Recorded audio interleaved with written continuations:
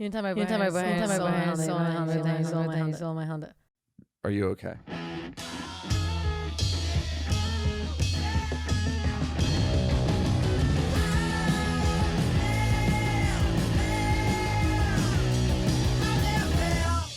Oh, hey. Sorry, guys. We're rolling. We're talking about, you're not going to believe us, talking about ayahuasca.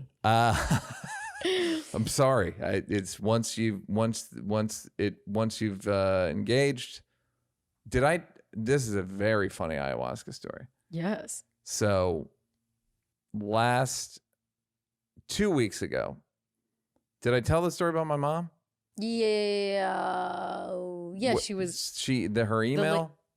I just tell so. So I had a good, I connected with my mom in the spirit world under the influence of ayahuasca. And told her about it. She was fine with it. Like, not fine with it. She was like, great. Cool. She was like, made my day. She sent me a follow-up email. Because that's the only way I talk to my mom is via email. My assistants reach out. I'm kidding. And she basically was like, want to reiterate how touched I was by what you said. Aww, and do you think all of your brothers and sisters could do it? Wow, at the same damn time. I think she's kidding, but also like not. No, she's not kidding. Which would be like it would be a record, I think. Can you imagine the next family reunion? Like, how many people can get punched in the face this time? I got punched in the face at a family reunion, guys. We've all been there. You said it. Yeah. Do you think you could actually do a sibling retreat thing? Yeah. You think the weirder one would be my mom, because she's 87. So that would be the hard. That's like, I don't even know what they would suggest. No, but I just mean with your siblings. Do you think all of them could be open? One of them apparently did it like a decade ago and was so overcome by the noise that he had to bounce. How do you bounce from ayahuasca? He bounced from a retreat in like Peru or something. When it was done, when he came down. Before it was, he did. This is secondhand. So he did it twice, 2 nights in a row, and people's purging was too loud, and he had to go. So he would have not been able to hang at the Ocean Thunderdome. Yeah, where we were. Don't come to Rock's Rental. Rock's Rental. You never make it at Rock's Rental. Now, how was your week, darling? It was good.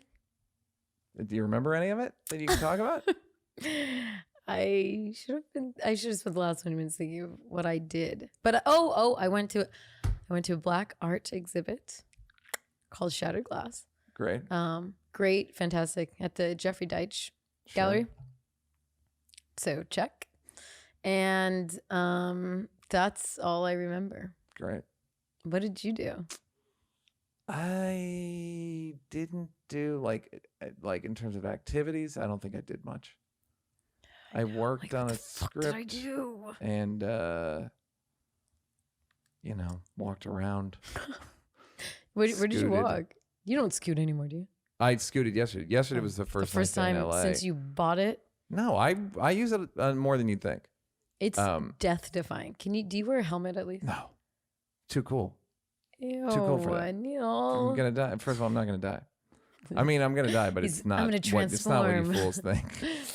Death is a comment on a period. Now, look, guys, when you're listening to the internet's #1 spiritual podcast.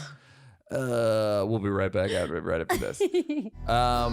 So let's get into the Earth week, the exterior of the terrestrial news. Terrestrial Earth. So we were talking before, about the Asian massage parlor.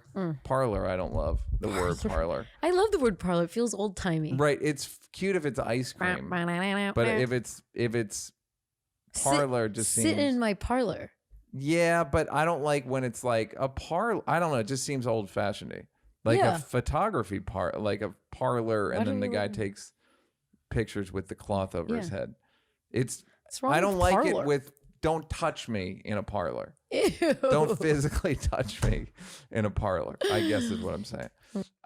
So the kid's name is Robert Aaron Long, and he shot up 8 people and 6 of them were Asian women, and one other person was wounded. And now the way most of the media talked about it was there was a rush to this is a hate crime with no room for anything else. My first thought was this is a sex work issue. And then my second thought was this is a religious oppression issue. Because I think he would not have killed them if they worked at a restaurant. Do you know what I mean? It wasn't like I hate Asians. It was sexual repression has made me fucking insane. No, I think that when people are saying it was just because it doesn't qualify exactly as a hate crime doesn't mean I'm not saying don't prosecute it as that. Prosecute it however you want. I think that's the issue. I don't think they can. It doesn't I don't know, there's some weird criteria, but I think people are saying that the bare minimum 5 Facebook posts to get a hate crime beef. Right? How many look at his tweets. Yeah. I think it was that Asian women are so sexualized and dehumanized that way. So then of course it's just like an undertone. You know what I mean? Yeah.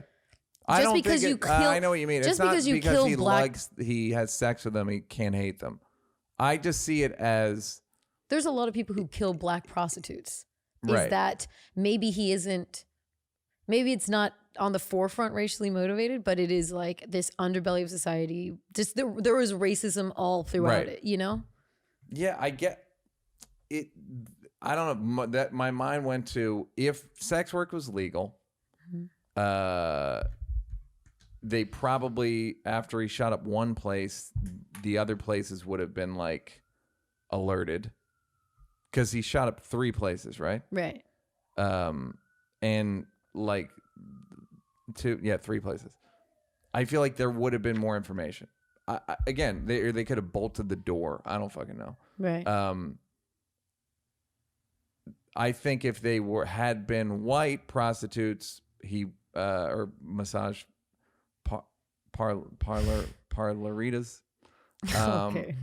If they had been white, Latino, I think he would have killed them just as much. The bigger issue, which then lends to why are Asian women? Why is it only an Asian woman thing that do those jobs? Yeah, that is just one of those like it's like part racism, part like they're hiring. It's part racism, part it's just very like exploitive sex, like all the things.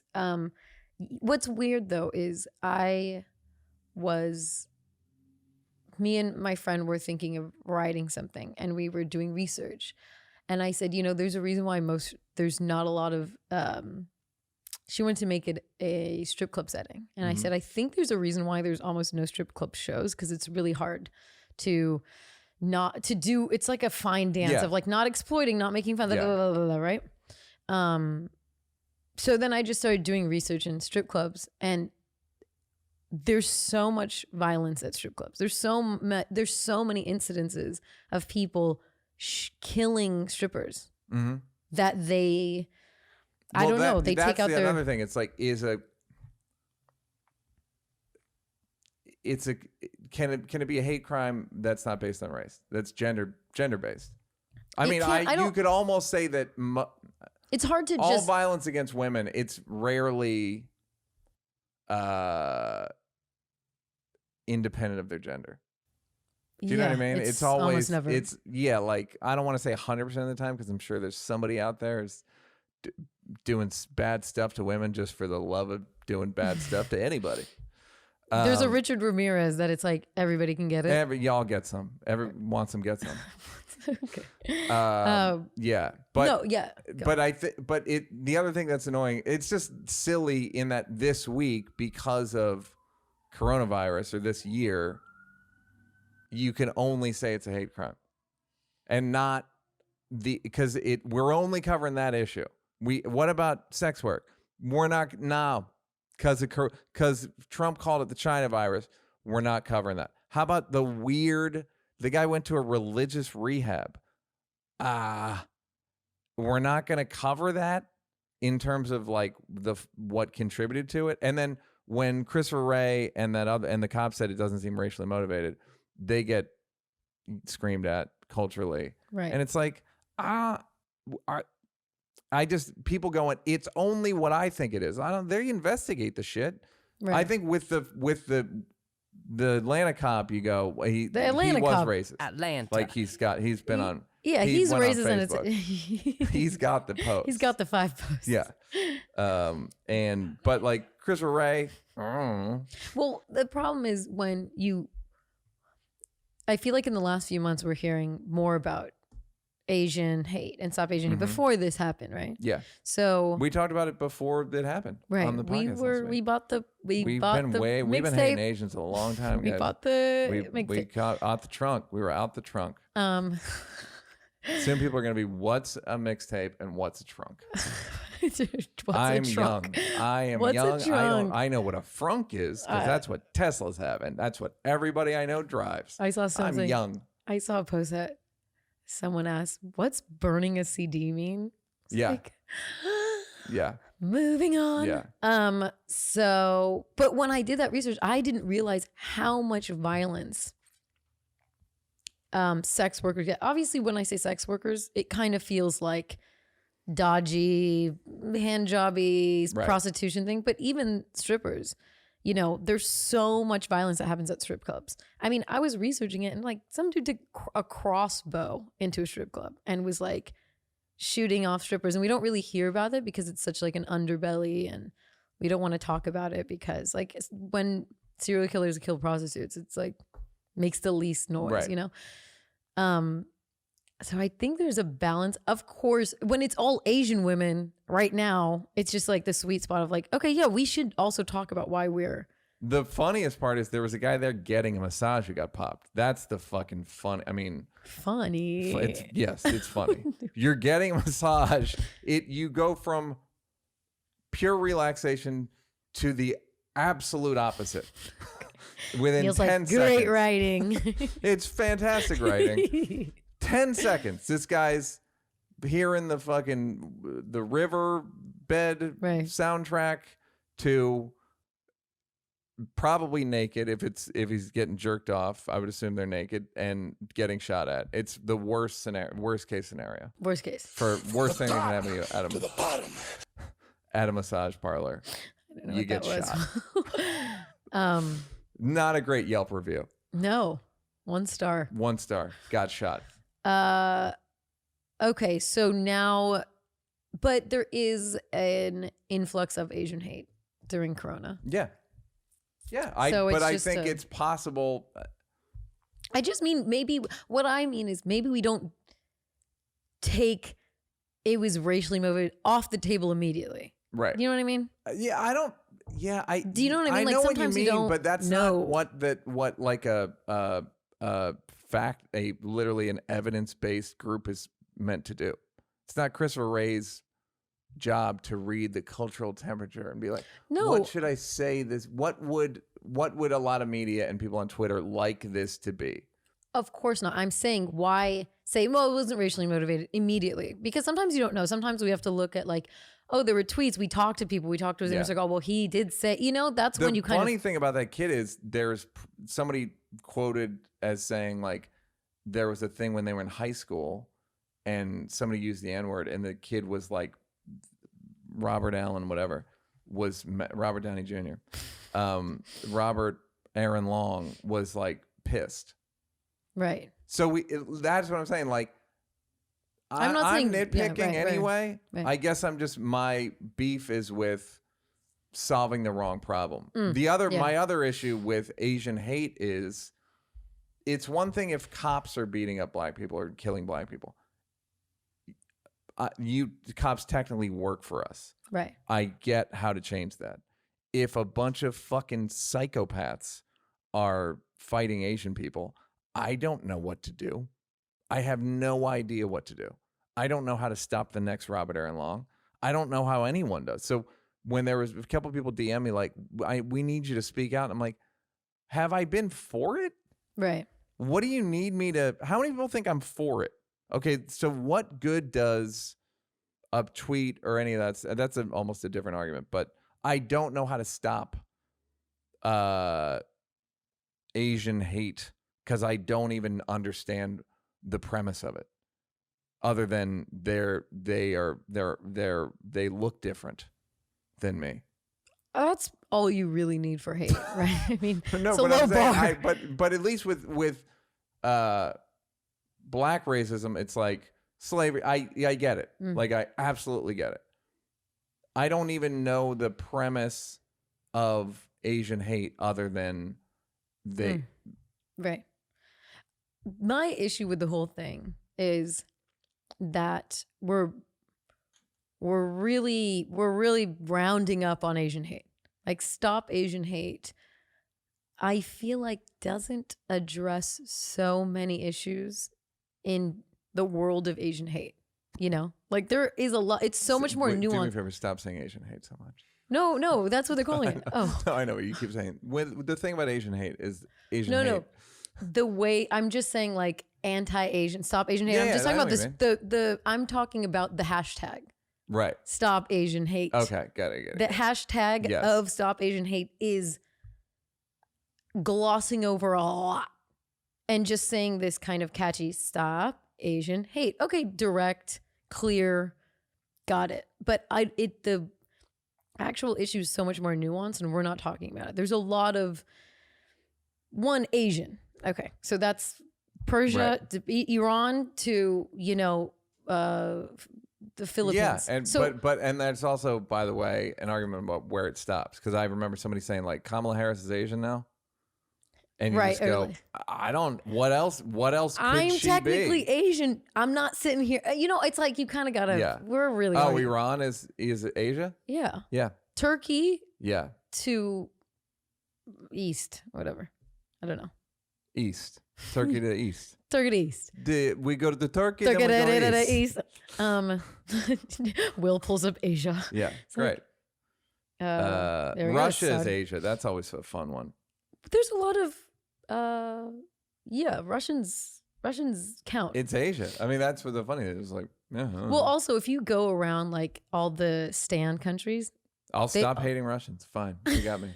Can you wait? You hack it. Fine, I won't hate Uzbekis. So the problem is that so Asian hate, this hashtag. It's like stop European hate. Okay. What?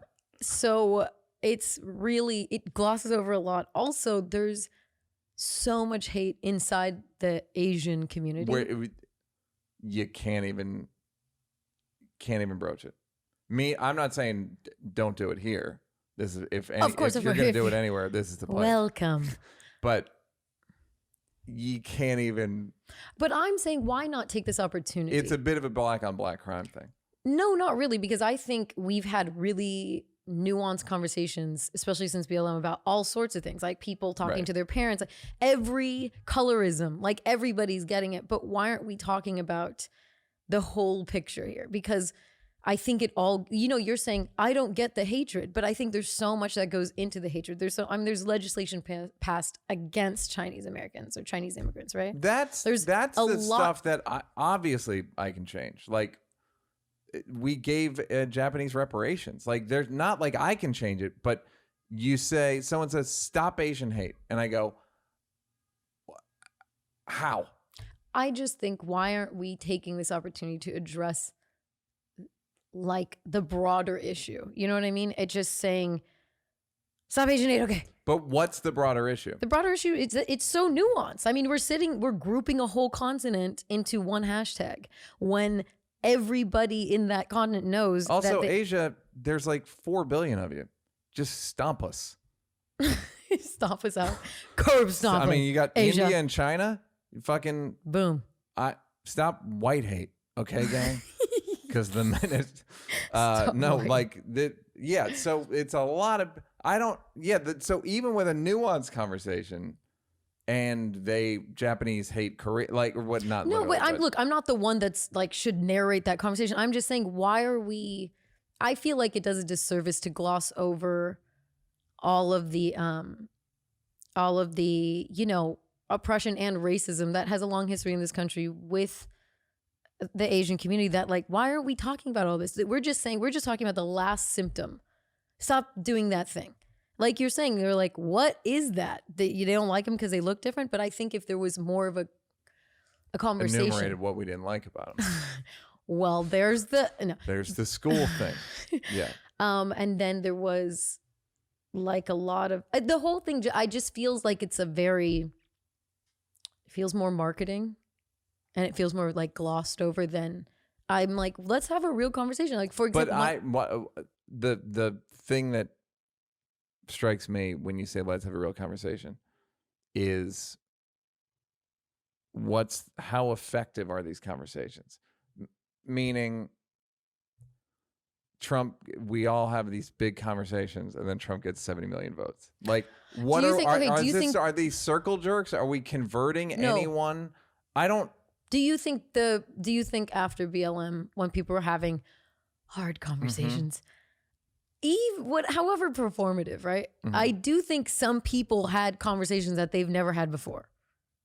At some point, in this country, I think there was a lot of older whites who were getting spoken to by their kids, I just think there was a generational conversation that happened. Can it be really virtue signaling and like performative? Yes. And can it be really cringy? Yeah. But why aren't we, I just wonder why we got into the nitty gritty when it came to BLM, and everyone understood. It went from like the haves, like we got the info, and the have-nots didn't get it. So it was just like, you don't get it. BLM means like, it wasn't always black people that had to say that. Like everyone understood the point, and they just had to kind of tell people like, dude, what are you talking about? My question is, what's the outcome of that conversation, of just the BLM conversation? I think, okay, at minimum, exposure. Some people just got exposed to knowledge they didn't have before because it wasn't in their circle. It wasn't but yeah, I guess I'm looking for like downstream, like what's the outcome of the new knowledge? Other than, I do think now the status quo, but I don't think anybody, and I don't need a Johnson & Johnson to post BLM, right? But that's all I need. The vaccines come with a BLM Band-Aid. I think that if you would have said, it just changes what we accept as a narrative. Do you know what I mean? I know. I feel my worry, not even my worry with all these things, is they're fucking regional. Super regional. Like they're New York, LA, like there's a few, and then you get into specific neighborhoods, you get specific. But they were like, you could almost, when let's say Trump doesn't call it the China virus and Hong Kong flu and wonderful puns like that. Kung flu. Hong Kong. What do I call it? Kung flu. It's a parody of Kung flu. Just by merit, I believe that you would have gotten 80% of the same hatred by merit of it starting there. By merit of technically, and by the way, the thing that nobody's pointing out, we should be pummeling bats. Bat hate should be higher than it's ever been. That should be a hashtag. Stop bat hate. So I don't understand why. I just don't. You can't disentangle rhetoric from action. But my experience is when something's from there, then people are just mad at that. Yeah, it doesn't. SARS. They didn't call it. What was SARS? Asian South Asian respiratory syndrome or something. But they called it bird flu, right? Right. Severe. Okay. Well, there's some South Asian. MERS, it's severe acute. MERS is Middle Eastern. Once something's from a place, I think you're in fucking. Those people are in trouble. Yeah. That are completely innocent. Do you remember Ebola? Like no one wanted African people anywhere. That's what I mean. I don't think we weren't calling it like Unga Bunga Ebola. It was just from Africa. Chill. Right. Well, I don't even know how you slander African. You just did. Unga Bunga. I got you. So it's like some of the shit's just bad racist luck. Do you know what I mean? Okay, but wait, I don't get what you're. What I'm saying is the fact that Asians are getting hatred and people are trying to link it to Trump in particular, or anyone who called it Kung Flu, or anyone who called it China virus. That's fine. It's fine, but it may not be true. Wait, what do you mean it may not be true? Here's what I mean. Okay. It may calling it, the rhetoric may have increased the physical hatred in a negligible amount, or none. Meaning, there was no nickname for Ebola that made people want to beat up Africans. Yeah, they just wanted people like that just want to beat up Africans because they're simple-minded people. They go, that type of person brought the thing over here. Now I want to beat them up. But after 9/11, you can say that Middle Eastern hate went up tremendously. Absolutely.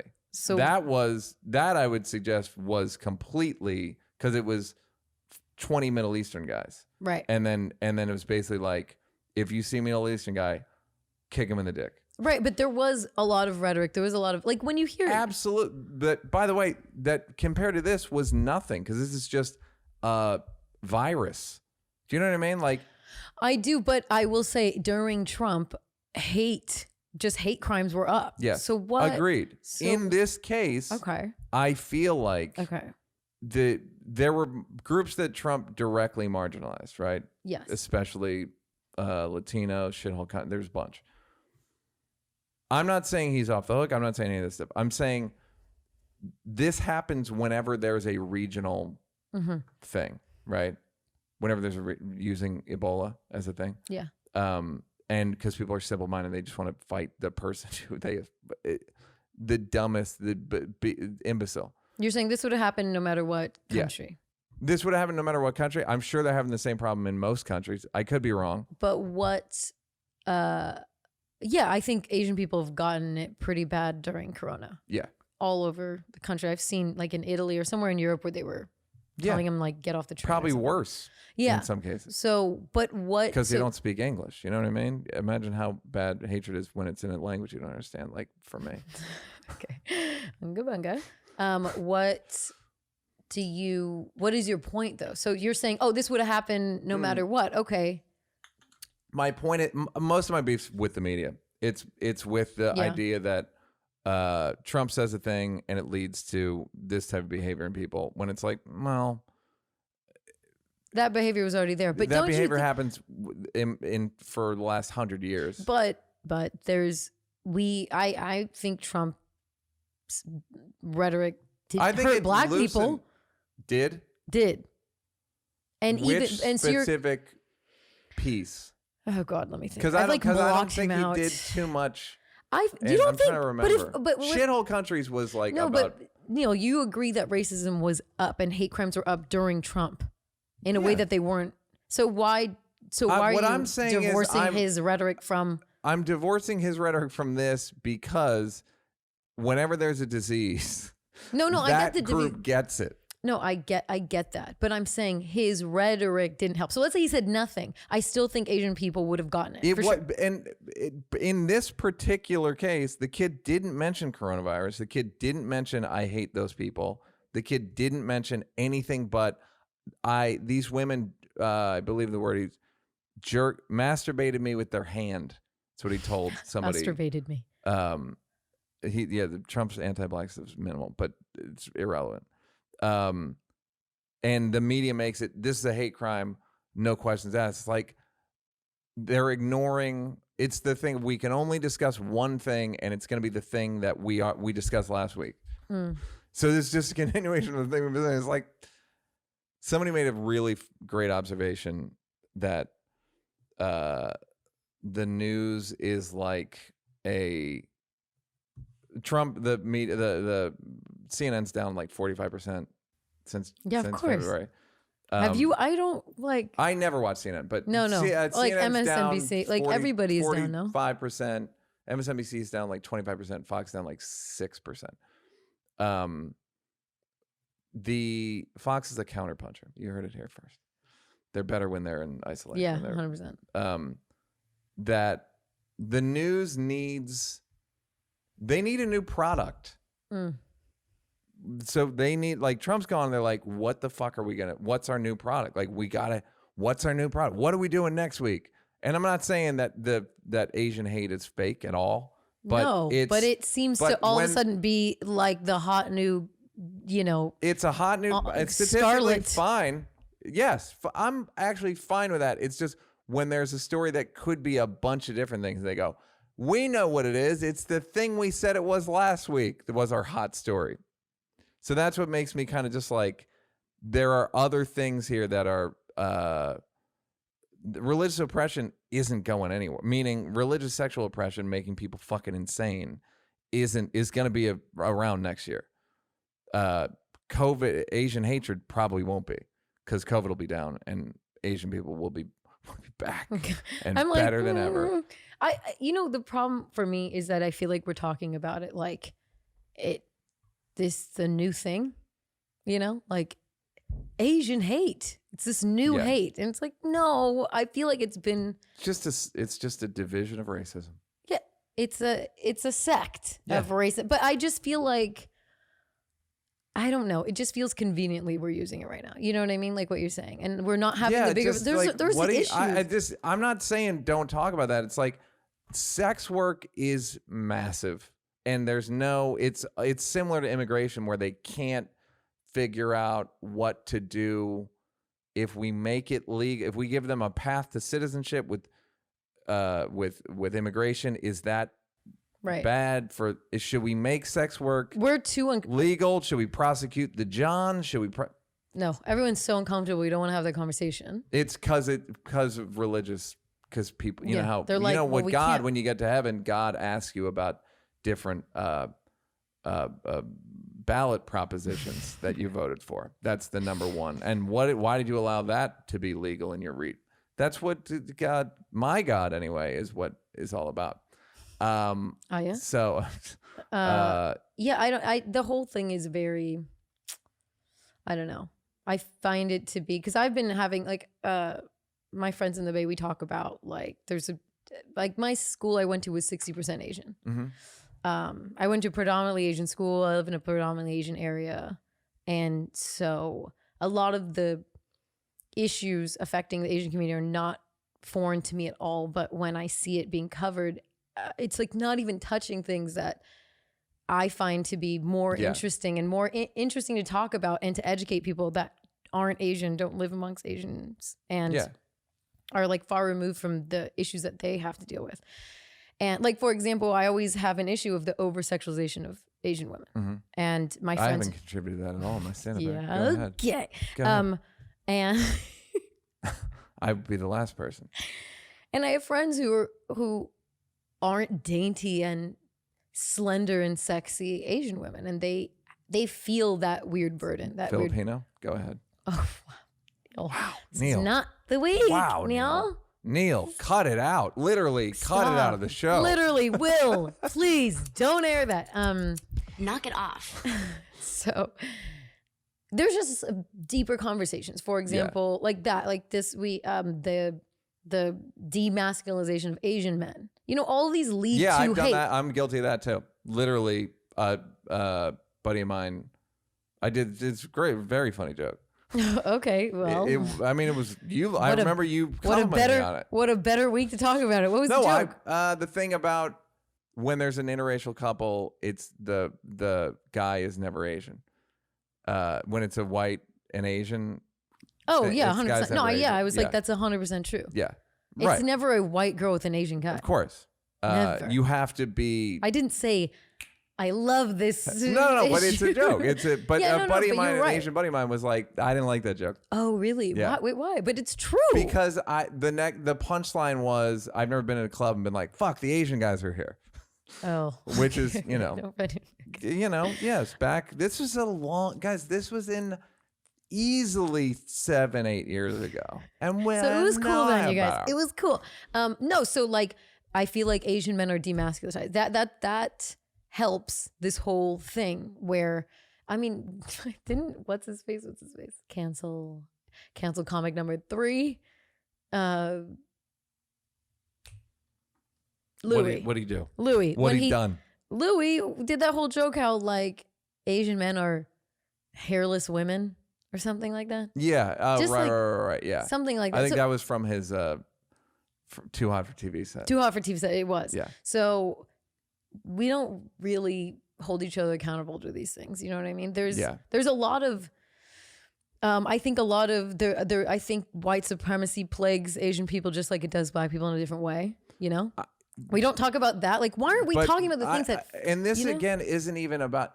Everything gets hung from the banner of white supremacy. Yeah.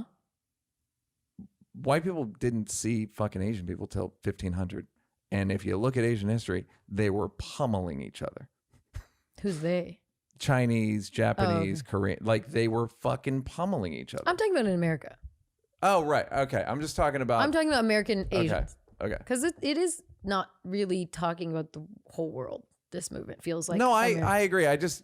Again, I get what you mean, I'm not though. like defending There's supremacy everywhere. Yeah, of course. Everyone's looking for the advantage all the time. 100%. And right now, it's white people have the advantage. Right.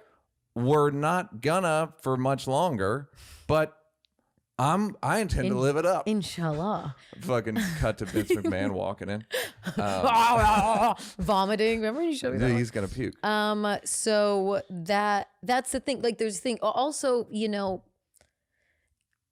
it's an open secret, at least where I grew up, that older Asian people are very racist against black people.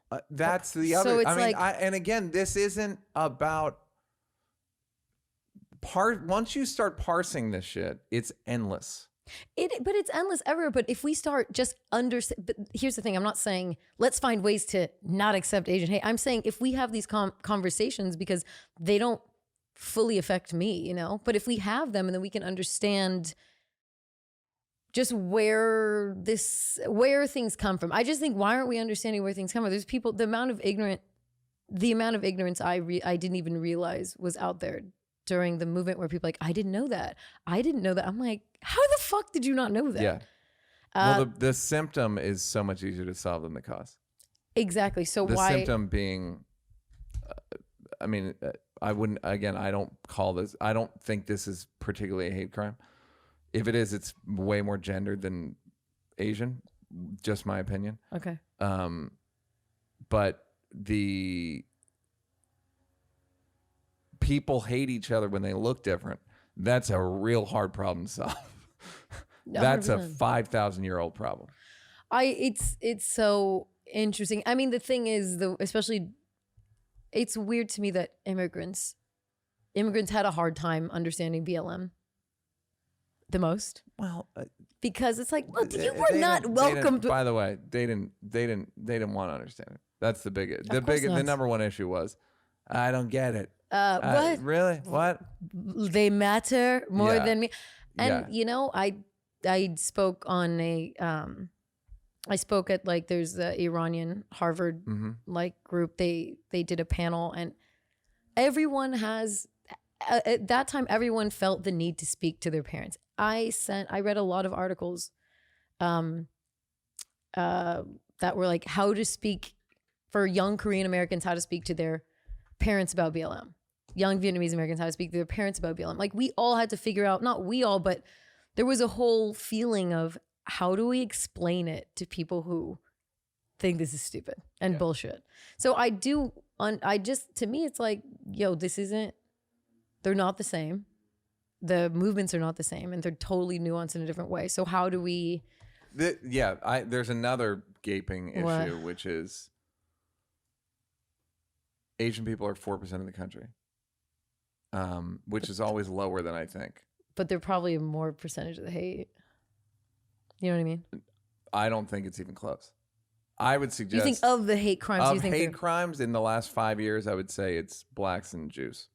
Jews the most. The funny thing is no one talks about it. Like, so again, not even getting into... Anti-Semitic hate is up the most during Trump. Yeah. Do we know? 5.9%. So sorry, 6%. So statistically, there's going to be more. Like, they're not that big. It's like it's a bad argument, but it's like, we got to stop hate. It's the argument that it's the why don't we stop violence instead of violence against women argument of 2019. Right. That the world, the people loved and you loved especially. But Don't it is about me, Neal. That was about you. It's more about dismantling white supremacy. Yeah. I mean, in essence, but we all have to be on the same page. All the immigrants can't be like BLM, well, it's like everyone and also everyone gets a different week, and everyone. It's like, dog, we gotta stop hitting each other. Yeah. White people on black, but like, stop it. We gotta be less violent. Like, almost nobody was saying, "Hey, leave the Middle Easterners alone" after 9/11. Like, yeah, no one was like the wokest of the woke. No one, not even like regular woke. You had to be living on a farm in Berkeley. Yes, if you saw something, say something. No one gave a fuck. They were like, didn't give I don't trust him. Why not? It's suspicious. So with his hard hat and his tools. So I don't know how do we go about this without feeling? Because the problem is it felt performative to me. Because I'm like, well, we're not talking about the real issue here, at least in my opinion. With last week. Mm-hmm. My real issue is that it's a bunch of shit, but they just made it one thing, and then you seem like a callous asshole if you go, I think it might not be that. Right. Fuck you. Okay. Okay. What should the diagnosis be? Right. You went to crime school. Tell me. Crime Stoppers. Yeah, like I don't, and then it's there was probably still more black hate than Asian hate this week statistically. Do you know what I mean? Sure, like so. But then again, so just because it's a small portion of the population, we're not going to talk. No, of course not. But what I'm saying, not saying that's what you're saying. It's very like fat. It's TikTok challenging. Like now we're doing that. Stop the Asian hate. Next week, I think it's probably going to be back to black people. If the cops do something, it'll be back. If it's George Floyd verdict, if there's anything that it's it's like hard not to be cynical. Not even cynical. I guess it's what's the most effective use of people's attention and where can you get the biggest changes? If people can affect legislation, that's where you can get change. Can I stop a psychopath from punching an old Korean lady? I don't think I can. But I do feel like human beings are influenced by rhetoric. So I don't think this is bad. I think it's good to just, I don't know, everyone this is your on the record sheet. What are you on the record for? Cool, BLM, sign me up. Okay, yeah, like gay rights. Okay, what else? Like, it doesn't hurt you to clarify your stance on things. You know what I mean? Even if it is a cheesy hashtag thing. I don't. I'm not saying that's why I didn't tweet or. No. I'm not saying that to you. I'm not even talking to you. I'm saying I don't think it hurts. I just think it's hard. I feel like a hypocrite when I think there's bigger conversations to be had to actually get to the root of why there's racism towards Asian people, because they have a different journey. I mean, they were. There's the Immigration Act of the 70s that invited Asians to people, so that invited Asians to take over higher paying doctors and whatever. That's a different one. That's a different one. So but I'm just saying there are different journeys to here. Obviously Chinese Americans have a different. And the weird thing is they probably hate them. People hate different Asian groups for different reasons. I don't think they're that. I think we're giving them more credit. No, because I don't. It's what are you're a Chinese? Right this week. It's probably you gave my aunt COVID. Okay. Right. Last week last year it's you're taking my job. You're better at school. You guys are all that. It's just a different I feel like I feel like Asian people get a different kind of hatred because they occupy a different space in America. They get sort of elbowed out in a guise of not being racist, but they get elbowed out of spaces that they are trying to occupy, and white people are scared. In Ivy Leagues and colleges, there's so much racism towards Asians. Yeah. Putting weight on they kind of talked about that, but there is a lot of, we don't want all these Ivy Leagues to turn Asian. They literally changed the laws in California universities, where it went from that black people fought for affirmative action, and white people were like, that's silly, it should be merit based. Right. They made it merit based. After like 2 decades, they made it merit based, and then all the Asians came in because they are better at school than white people and black people, and white people were like, you know what we need is some affirmative action. Exactly. White affirmative action. Yeah. And so I just feel like, why are we not talking about all of the white legislation against Asian people? Why are we talking about the bigger issue? We're talking about, well, that's what I'm saying. The only thing punched. we can affect is, I can't affect punches. I don't even think my rhetoric, I don't think I got anybody punched. I don't think I got any, you know what I mean? Well, like, I mean, I almost got punched, but, but like, I don't think I can affect it personally. Could be wrong. Did I make it easier for Asian guys to get laid? I didn't. No, I didn't. I will acknowledge that that is a fucked up stereotype that I was promulgating. In some ways, it was on their side because it was like, you were bringing attention to it, but well, no, it's more like the joke. I had more beats of it where it's like how much you have to do as an Asian guy to get a white girl. Like, you got to have a restaurant and car. I mean, it's the shit you got to do. So whatever, but it is still fucked up. I don't know how to affect changes of that specific group. Because I don't think there's a lot of legislation. Black people, there's legislation. What do you mean, against Asian people? There's a lot. There is. There's a lot against and for that can. I just feel like I don't get why the narrative around BLM was so much more like, did you know this? Did you know this? Did you know that? White people or black people? No, black people. Like the narrative was because that's saying, what I'm saying. There's so many just fucking laws, you know, like, policies, cases that helps people that understand. Are so like when you're white and get convicted of a crime, you get 11 years. When you're black, you get 19. Like there are so many of those, and this is what I'm talking about. Like the stats of it. But there are stats that we're not. I don't know why we're not talking about how we're not talking about it in a legislative way or policy change way, or because listen, white people also don't, as much as they do to keep black people out of their spaces, they don't love immigrants in their spaces either. I mean, in Beverly Hills, when Persian people started moving to LA, they made laws, city ordinances that like these properties cannot be owned by a Middle Eastern person. No hookahs. Stupid. No hookahs. It's called galleon. No tables of 13. No belly dancing. So we all get it, but the problem is no one wants to band together and be like, these white people are tripping, because no one wants to be close to black. No one wants to even get a whiff of blackness on them. Well, there's no incentive for white people to side with black people. No, not white. Sorry, like other immigrants. Oh, there's like less than, yes, because first of all, I think they bring racist attitudes from wherever they're from, and then from Persia.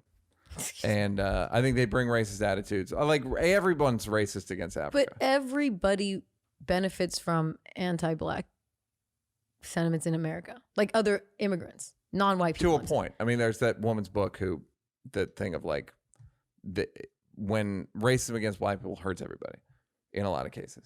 Yeah, but but I think to your point, it does benefit. It's like, yeah, the status. Yes, one of the you get status above a group. Yeah, you get status above a group, and the group's black people. You automatically, if you're an immigrant, even if you just got here, you get status. You get higher status than almost all black people. So if we're not gonna get together, everyone's gonna get it at some point, you know? And that's what I don't. Oh, well, but they're betting that they'll avoid it. They won't get it. And a lot of them are right. I mean, I don't think most Persian people are on the, not like they're not on the receiving end of racism, but they're not on the intensity No, intensely level low. It's just like ignorance, like son nigger and where's your camel? These things. I like these. What? Let me write them down. He's like, this is going in my Comedians of the World part 3. So what is this? Neal's doing a gesture. Doing the thing where you get ready to write something down. Like with a hold on, let me get a this. quill. Sand SA. I don't know. It's. But you know what though? Then okay, we can talk about it. We can splice it up, and it's not this, not that. But then, if you're just like a young Asian person seeing an older Asian person get punched in the face and crying, yeah. Do you want them to not do anything? Be like, oh, I'm not mad at anyone's reaction. I'm just don't know what to do. I don't. If it comes down to changing laws, like marching to change a law. Fucking, I will go there. I went. But if it's about stopping Asian hate, it's like anything vaguer. You have a vaguer policy that I can get behind because it's so fucking vague. It's close to meaningless. It's not meaningless, but it's like, dog, you got to give me some actionable shit to do. You know, beyond stop Asian hate. You heard it here, guys. Yeah, I'll go on the record here. If you listen to the show, don't hurt Asian people. How about that? That's about the most. And the condescension I'm doing this with implies how silly I think it is that anyone needs to be told not to do anything to a specific group. I just wish there was more, like you said, I wish there was more call to action. Like, okay, we're in LA. They don't really cast Asian people in cool roles here. You know what I mean? Well, the gang member number 3. There's always an Asian guy. There's always an Asian guy. There's the like black really guy, high. the Latino guy, and the Asian guy, because that's most street gangs in LA. Like what? Bloods are a third Asian.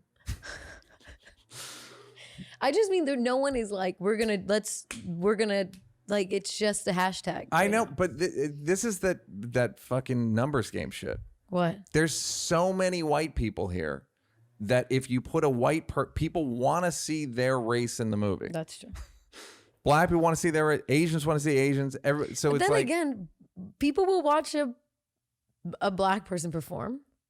They'll watch a few black people perform. Do you watch basketball? Yes, they'll watch basketball. But they don't. There's a Eddie Murphy, Denzel Washington. It's not Will Smith. I mean, there's actually a lot of black male stars. That's a whole other issue. Don't get me started. It's an issue. I'm going to put an end to it. I'll just say that. I'm going to preview it on the podcast. I'm going to. It's a numbers game. That's just a numbers game. But you know what? For example, every big sport in this country had a period of time where black people were not allowed to perform. Yeah, the golden age. Go ahead. Once I saw a thing on Elgin Baylor. He died. When? Yesterday. Did he really? He was Rock's great. counter argument to Donald Sterling being racist, because Rock was like, I don't care. He hired the first black GM, Elgin Baylor. Yeah. And so he has what are we fucking very, very hot Asian wife. So who's hating who's now? Crying now? So no, Elgin. I just watched a thing on his life. They did kind of like a recap. Very interesting. And he was one of the first black people that played in the NBA at that level, like as a star position. One of the first athletes to speak out against, racism and oppression. I mean, this guy is great. I don't know why I brought him up. I just mean that like he had I don't like what he did with his hair later in life. Neal. He I'm not gonna sit here and bullshit you. I never liked what he did with his hair. Okay. It's a wig, right? It's nice. That's a wig. It's uniform. But it's a wig. No, I think he has like activator on it or something. Yeah. It's like loosened. Okay. He might not like what you did with your hair, Neal. Who does? Neal. Who does? Who does? I'm just saying at some point, people are like, I don't want to watch these people on my screen. And then they take over and no one misses, Yeah, these are massive issues. They're massive. We're not going like, to get to so here. massive, And like, it's not going to be covered by yes, hashtag. Yes, there's a thing, and they only accept Asian people if they're doing karate, or if it's like, there's just like these weird fucking barriers of entry, and then someone comes and supersedes them, and then they break the door down, and yeah. But it's the other problem is with the non-whites, with the human blacks, progress, with the blacks. But they break the door down, and then they're followed. But the problem, I want it to be more scrappy. I think I just one want it to be more like, is, fuck these people. In order for a woman to make it in movies, they got to be sexy. So then it's like, you're trading on Asian sexiness, and just and guys got to be sexy, and they got to be athletic, mostly. It's all super shallow. It's all incredibly shallow. Then we go to race and gender. And all yes, that it's already a shallow fucking thing. I think I just want the movement to be like a proper movement and scrappy, and just like, fuck this, fuck that. Asian people have been blah, blah, blah. This has been going, I think that's why. I just want it more in your face and upset. Yeah, it's organized, but it's fucking nebulous. It's a really subtle thing. And it's subtle and in the ether. It's like, there's still, like, black people probably got more violence against them last week than Asian. Just don't be violent. Nobody be violent. And then you get into, why are people so violent in America? I think it's capitalism. If I had to point a finger, I'm going to bet capitalism and the founding. It's just shit that are too big, even for this podcast. Wow. Which covers too the hot for the pod of the issues, guys. Too hot. Guys for can't the pod. get our arms around it, guys. Too hot for the pod. Ding, A ding. special 4-part runoff. COVID in Miami. Looking hot. You know? Make it this hot. is where I go. People This didn't is change. I can't. Why? Why are you doing this to us? We just got out. I'm Why? so Fuck you, Miami. antisocial that True. I can't even. I look at them like, what the fuck? I understand that that's what most people are like, especially young people are like throbbing to go outside. Yeah. Neal, and look. they want to twerk, and they want to get selfies. Not look at that. And they want to flex. This looks like a gallery of like a art gallery release. These photos. Well, photography, as I've mentioned on here before, it's not difficult. And another theory of mine that people loved. So yeah, I don't. Young These people. are great photos. Young people that aren't that intelligent are dying to get out. They're just not that smart, and they're dying to get around other smart people. These people aren't smart, Neal. No, that could be.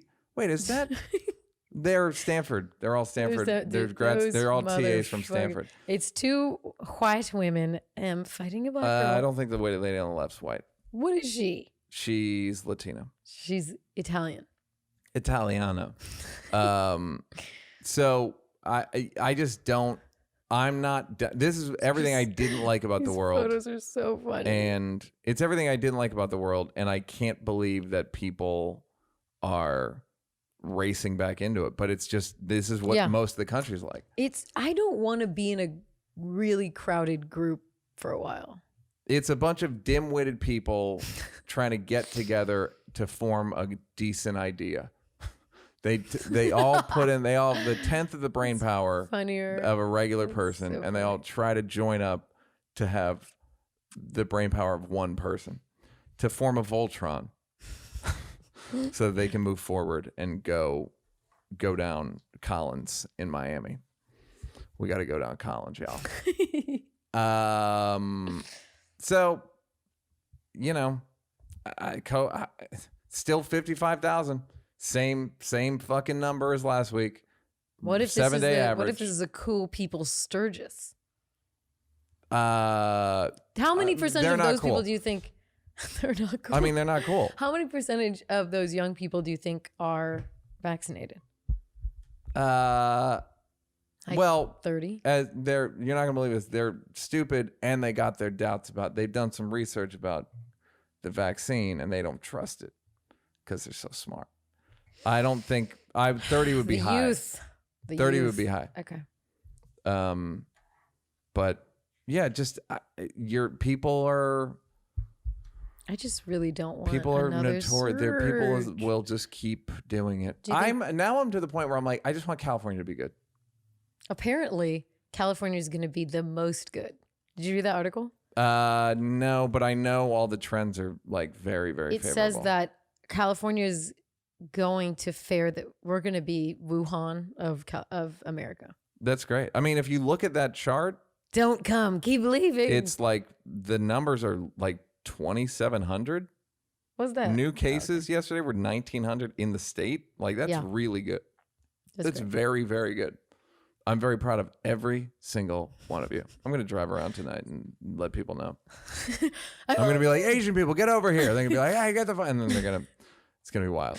On your I'm going to be like, no, I wanted to congratulate you. Oh, it's about COVID. He's turning into Vince McMahon every day. They're going to run in, they're going to go get the gun that they keep in the drop ceiling. Bianca, Kylie Jenner. Okay, I have a question. This is more about you. Believe it or not. So finally, something about me on this podcast. Go ahead. Let me tell you a little story. So Kylie Jenner's, let's say, makeup artist or somebody got hit by a car. Someone in her inner circle got hit by a car, or there's some accident happened. Yeah.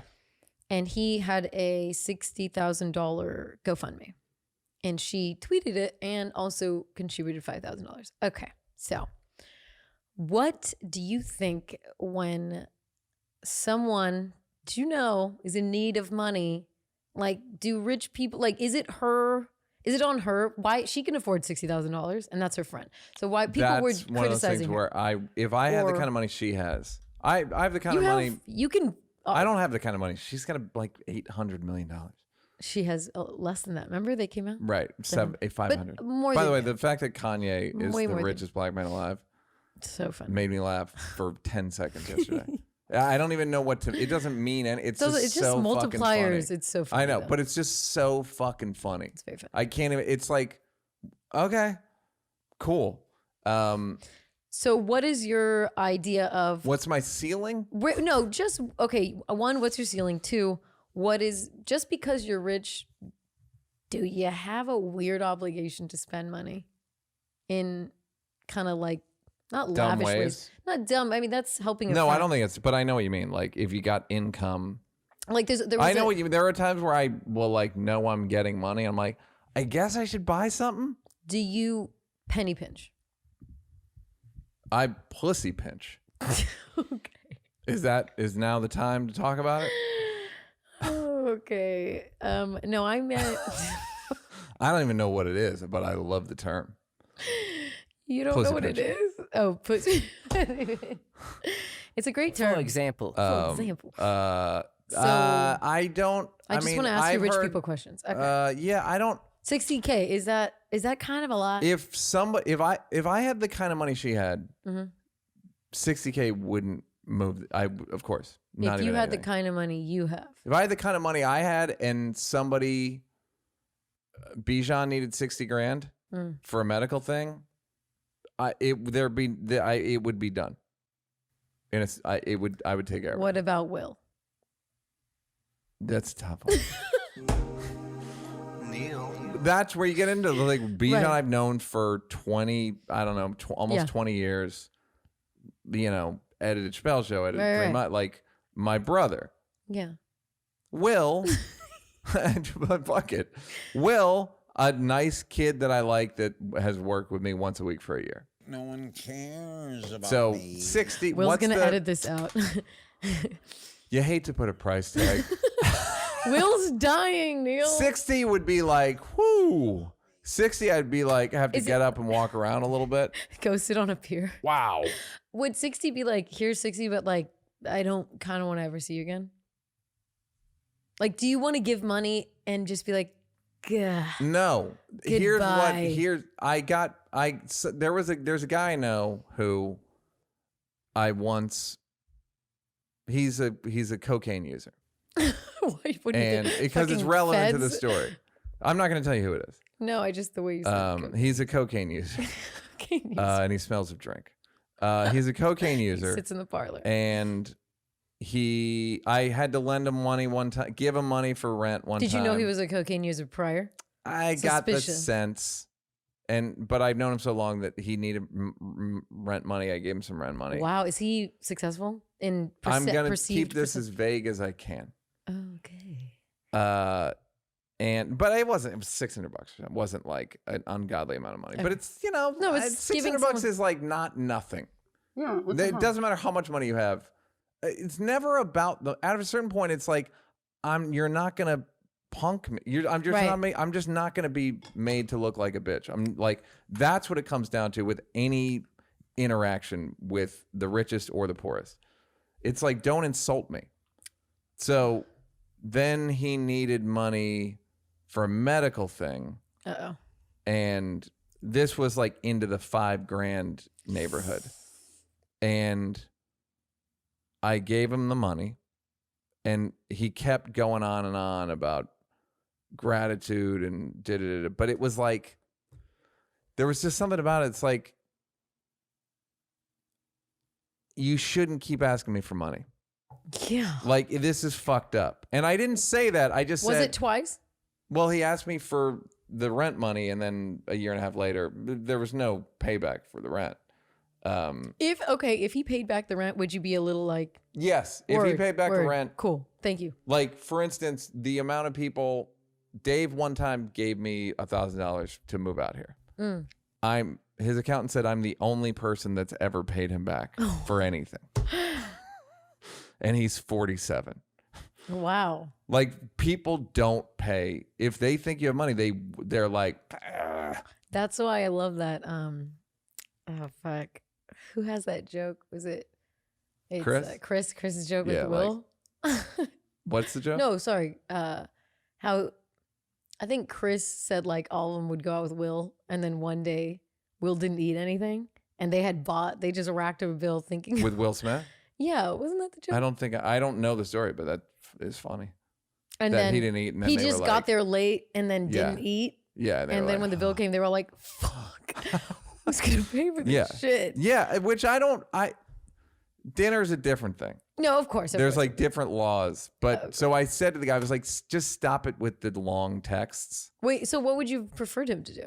Can I get preferred him to pay me back the rent money, and then it's because my brain can just go into this is money. He should be able to pay this, but because he just was using coke all the time, now it's kind of my problem. Yeah.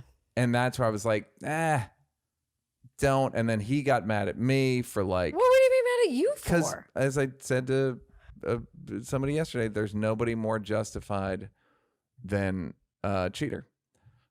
Meaning, like, how dare you? How dare you? It's like the Quavo. It's like the Quavo thing. Yeah, no cheaters ever cheated because they're a piece of shit. People cheat because he did such and furthermore. It's like Quavo and Sweetie broke up. And she said, he stepped out with another woman. Yeah. If you give yourself to somebody else, like you're not. And he was like, you weren't the woman I thought you were to do this to me. Take care. And everyone's like, so you're mad at her because she put you on blast.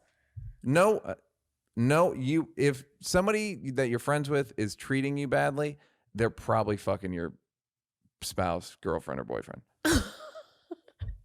It's an immutable human. It's an immutable human law. No one will treat you worse than someone who's fucking you in some other way, because then they're just mad at themselves. They're just all spun up.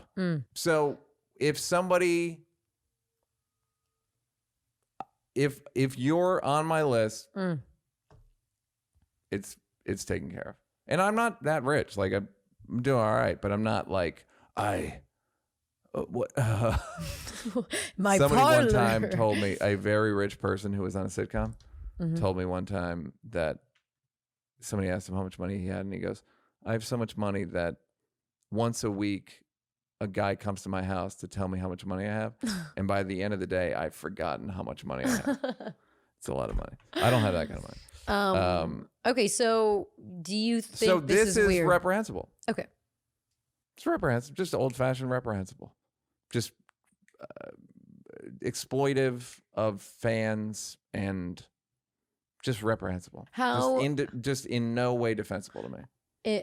You guys want some sort of fame, notoriety, you know, rich people that have made their money in entertainment. Now that sounds loaded. It doesn't. I'm just getting through the setup. At what point is your money everyone's business? Because it's kind of our business now. It's like, well, you're a billionaire. You wanted to be a billionaire. You're proud of being a self-made billionaire in Forbes. So hello. Well, that's an argument. I just think the best argument is the thing I say to Chris all the time. It's like, we have a bunch of fries. People can see the fries. Right. Give them a fucking fry. That's so people really can see her fries. Yeah. Really, on the internet. You can see them. You can really see Kimmy's. They can pinch Kimmy's him. fries. You can really see. They can pinch them. But yeah, fry pinching. French fry pinching. So it's reprehensible. Pay it. Shut the fuck up. Pay it, and I never need to hear about it. Okay. Yeah. Like, it shouldn't. Don't take credit for it. Just pay it. On GoFundMe, do you do anonymous? I do not. Wait, do I do anonymous? Yes. What and did you say you do recently, not to? I thought you were going to. Do I leave my name? I said, and that's. Oh, you do anonymous. I do anonymous. Yeah. The recent one. Wait, I think we all. Yeah, the recent one. Yeah. Somebody I put my name. It's like you did. Hi. But the problem is, it wasn't as much as yours. No, I know, but it was funny to see who put their name. Well, I feel like, okay. It's again, but you know what the argument is? If a celebrity puts their name to a charity, the charity gets more donations. If the so that's like the kind of my argument for putting your name. I was talking to Annie Lederman about it, and she was like, "You only put your name if it's really low or really high. In the middle, like, fuck it." I was like, "Why?" And like, I don't think really low. Like, I don't have a lot of money. I don't have a lot of money, but like, hey, man. Yeah. Gesture wise, and really high to be like, yeah, I'm giving you $5,000. Yeah, you're gonna know my name. Everyone's gonna know. Like, do you look at it like you want? You know what's funny? Kind of this is like a Curb Your Enthusiasm episode, but like I remember giving money to somebody a long time ago, like on a GoFundMe, and I gotta say I've never really liked his tone since I've seen him. Wait, what do you mean? Just not the level of gratitude. Wait, that's like Kevin's joke about when he tips really big to a waitress, and they're like, "Thanks." Yeah. And he's like, "No, like he tipping." Yeah. That's. When people tip me, they like the big one. That was, you didn't need to do that, and you still did it. Thank you so much. That is so kind of you. You have a special heart. That is so kind of you, and you didn't need to do that. Yeah. It should just be like some. But like, hey, Neal. No, just like give me some recognition that I gave you a decent amount of money because I didn't really know you. Well, Neal, just to use your own advice, if someone is treating you a little funny, he might. He was fucking Linda. That was my girlfriend at the time, Linda. This is in 1977. My name was Buck, and she was Linda. Alexi McCammond, Teen Vogue. You're not going to believe it. What happened, Neal?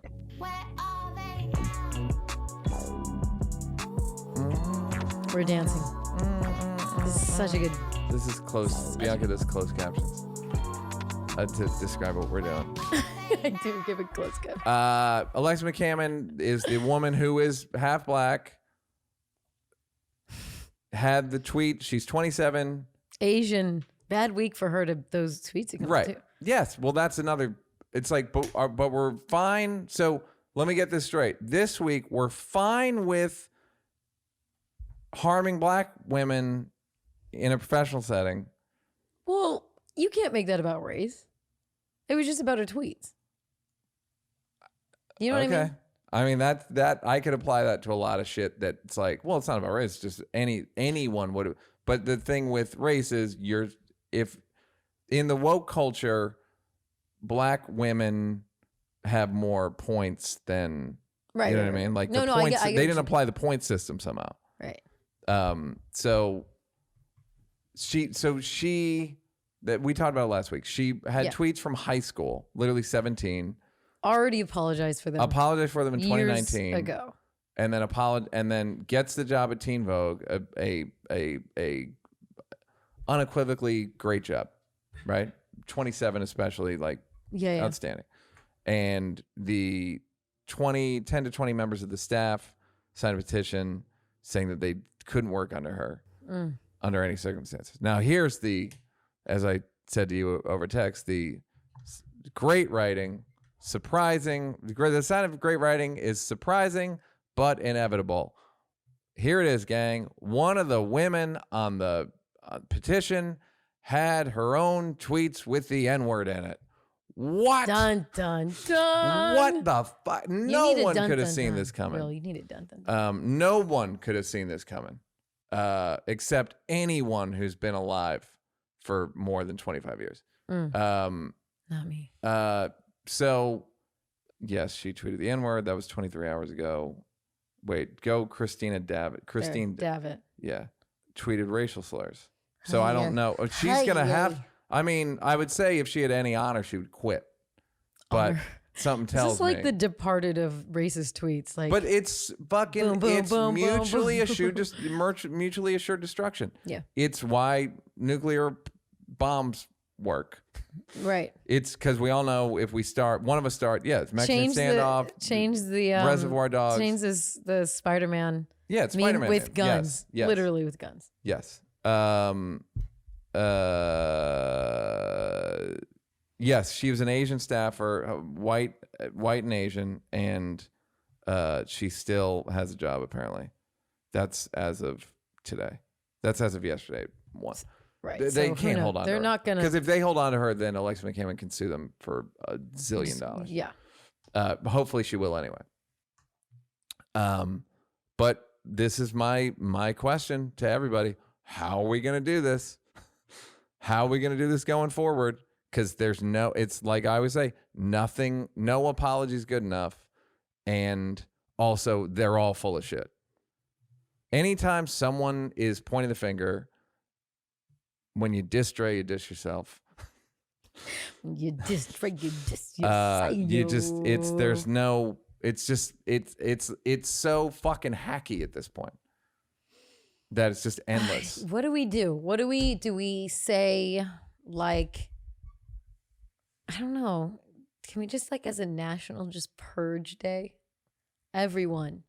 Well, no, because then the problem amnesty. You have to. I don't mind it for some, and then white people are like, you dirty motherfuckers. That's the thing. So doesn't work when your tweets are against me. Yeah. I only am empathetic for your group, to the not me, group but just that you sponsor. I represent everybody. Yes. One. Well, she's a black girl. She's doing her thing. Okay, she only said Asian. She didn't say anything technically derogatory. So that's what 4 billion people. It could have been anybody. Could have been talking about Russians.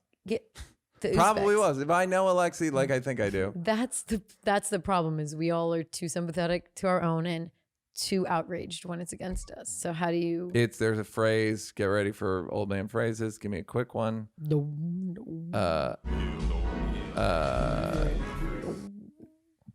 Defense attorney for yourself, prosecutor against everyone else. You guys, did you feel that, you guys? Defense attorney for yourself, prosecutor against anyone else. So, like, yeah. So we can keep this up, but corporations are gonna start getting sued. I mean, like, there's gonna have to be some, like. But how? What? Like, that's bad. Both of them bad in different, like, not in different ways, but just. No, none of them are good. None of them are like, well, that one's not bad. Like, it's like they're both bad. So what do but you? They apologize. Like, if someone apologizes, I mean, the joke is they would have been better off murdering people because people want criminal justice reform. That's the problem. So they don't want social media justice reform. They criminal, but we're going to take all of the vindictive energy, right. all that like weird Christian Pentecostal shit, and aim it at these new criminals. I know there's a book. I'll bring it up next time because I don't remember enough right this second to like quote and stuff. But it's basically That's never about stopped either of us. It's true. I'm gonna paraphrase the fuck out of it, but it's basically my friend's reading it and he says it's really interesting. It makes the argument that you can't be in favor of, you know, quote unquote cancel culture or this kind of shit. You can't be about this and also about justice reform for Black people. It doesn't work because of course, but it's from what he was telling me, and like I kind of read an excerpt. It's really interesting. I'm gonna get all the info next time. But the argument is it's like, what do you want? What hurts people? I don't know, like. But it's because people, it's this regional thing. Justice. It's a regional thing. What's meaning regional? We're having conversations, and meanwhile, it's like it's a jerk off fest because almost no legislation gets changed as a result of it. Of course. And so people go, that's what I want. Because part of being woke is wanting to fight for oppressed groups. Then you go, well, Black and Latino are oppressed groups, and they're over incarcerated. So I'm going to be for that. But then if one of them does something racist against an Asian person, then you're like, oh, fuck. Like with Alexi McCammond, it's like, oh, fuck. I wish you weren't Black. Right. It'd be easier if she was It'd be way easier. No if she one was would white. be like, another one bites the dust. Yeah. Moving on. But people don't understand the contradiction. Or they do, but one is hotter. Literally, one's culturally hotter. Being for criminal justice reform is hot, and so is woke culture. The problem is also that when something is offensive to you, you know, your first instinct is, fuck that motherfucker. It's not, you know what? Let me chill. Let's give it some due process and see what really is going on. It's just kind of, well, I mean, when I see racist people on videos, I'm like, yeah, get them, you know? Yeah. I mean, this is another thing. Try to not do it. No, for sure. But there is I'm not saying it like you in particular. No, I know I'm just what saying you're saying. It's all about temperance in a weird way. Like temperance, not in the Christian way, but like just like increasing the distance between reaction and response. Like that's Buddhism and whatever. But like, yes, I want to fucking, it's like somebody who doesn't look like me.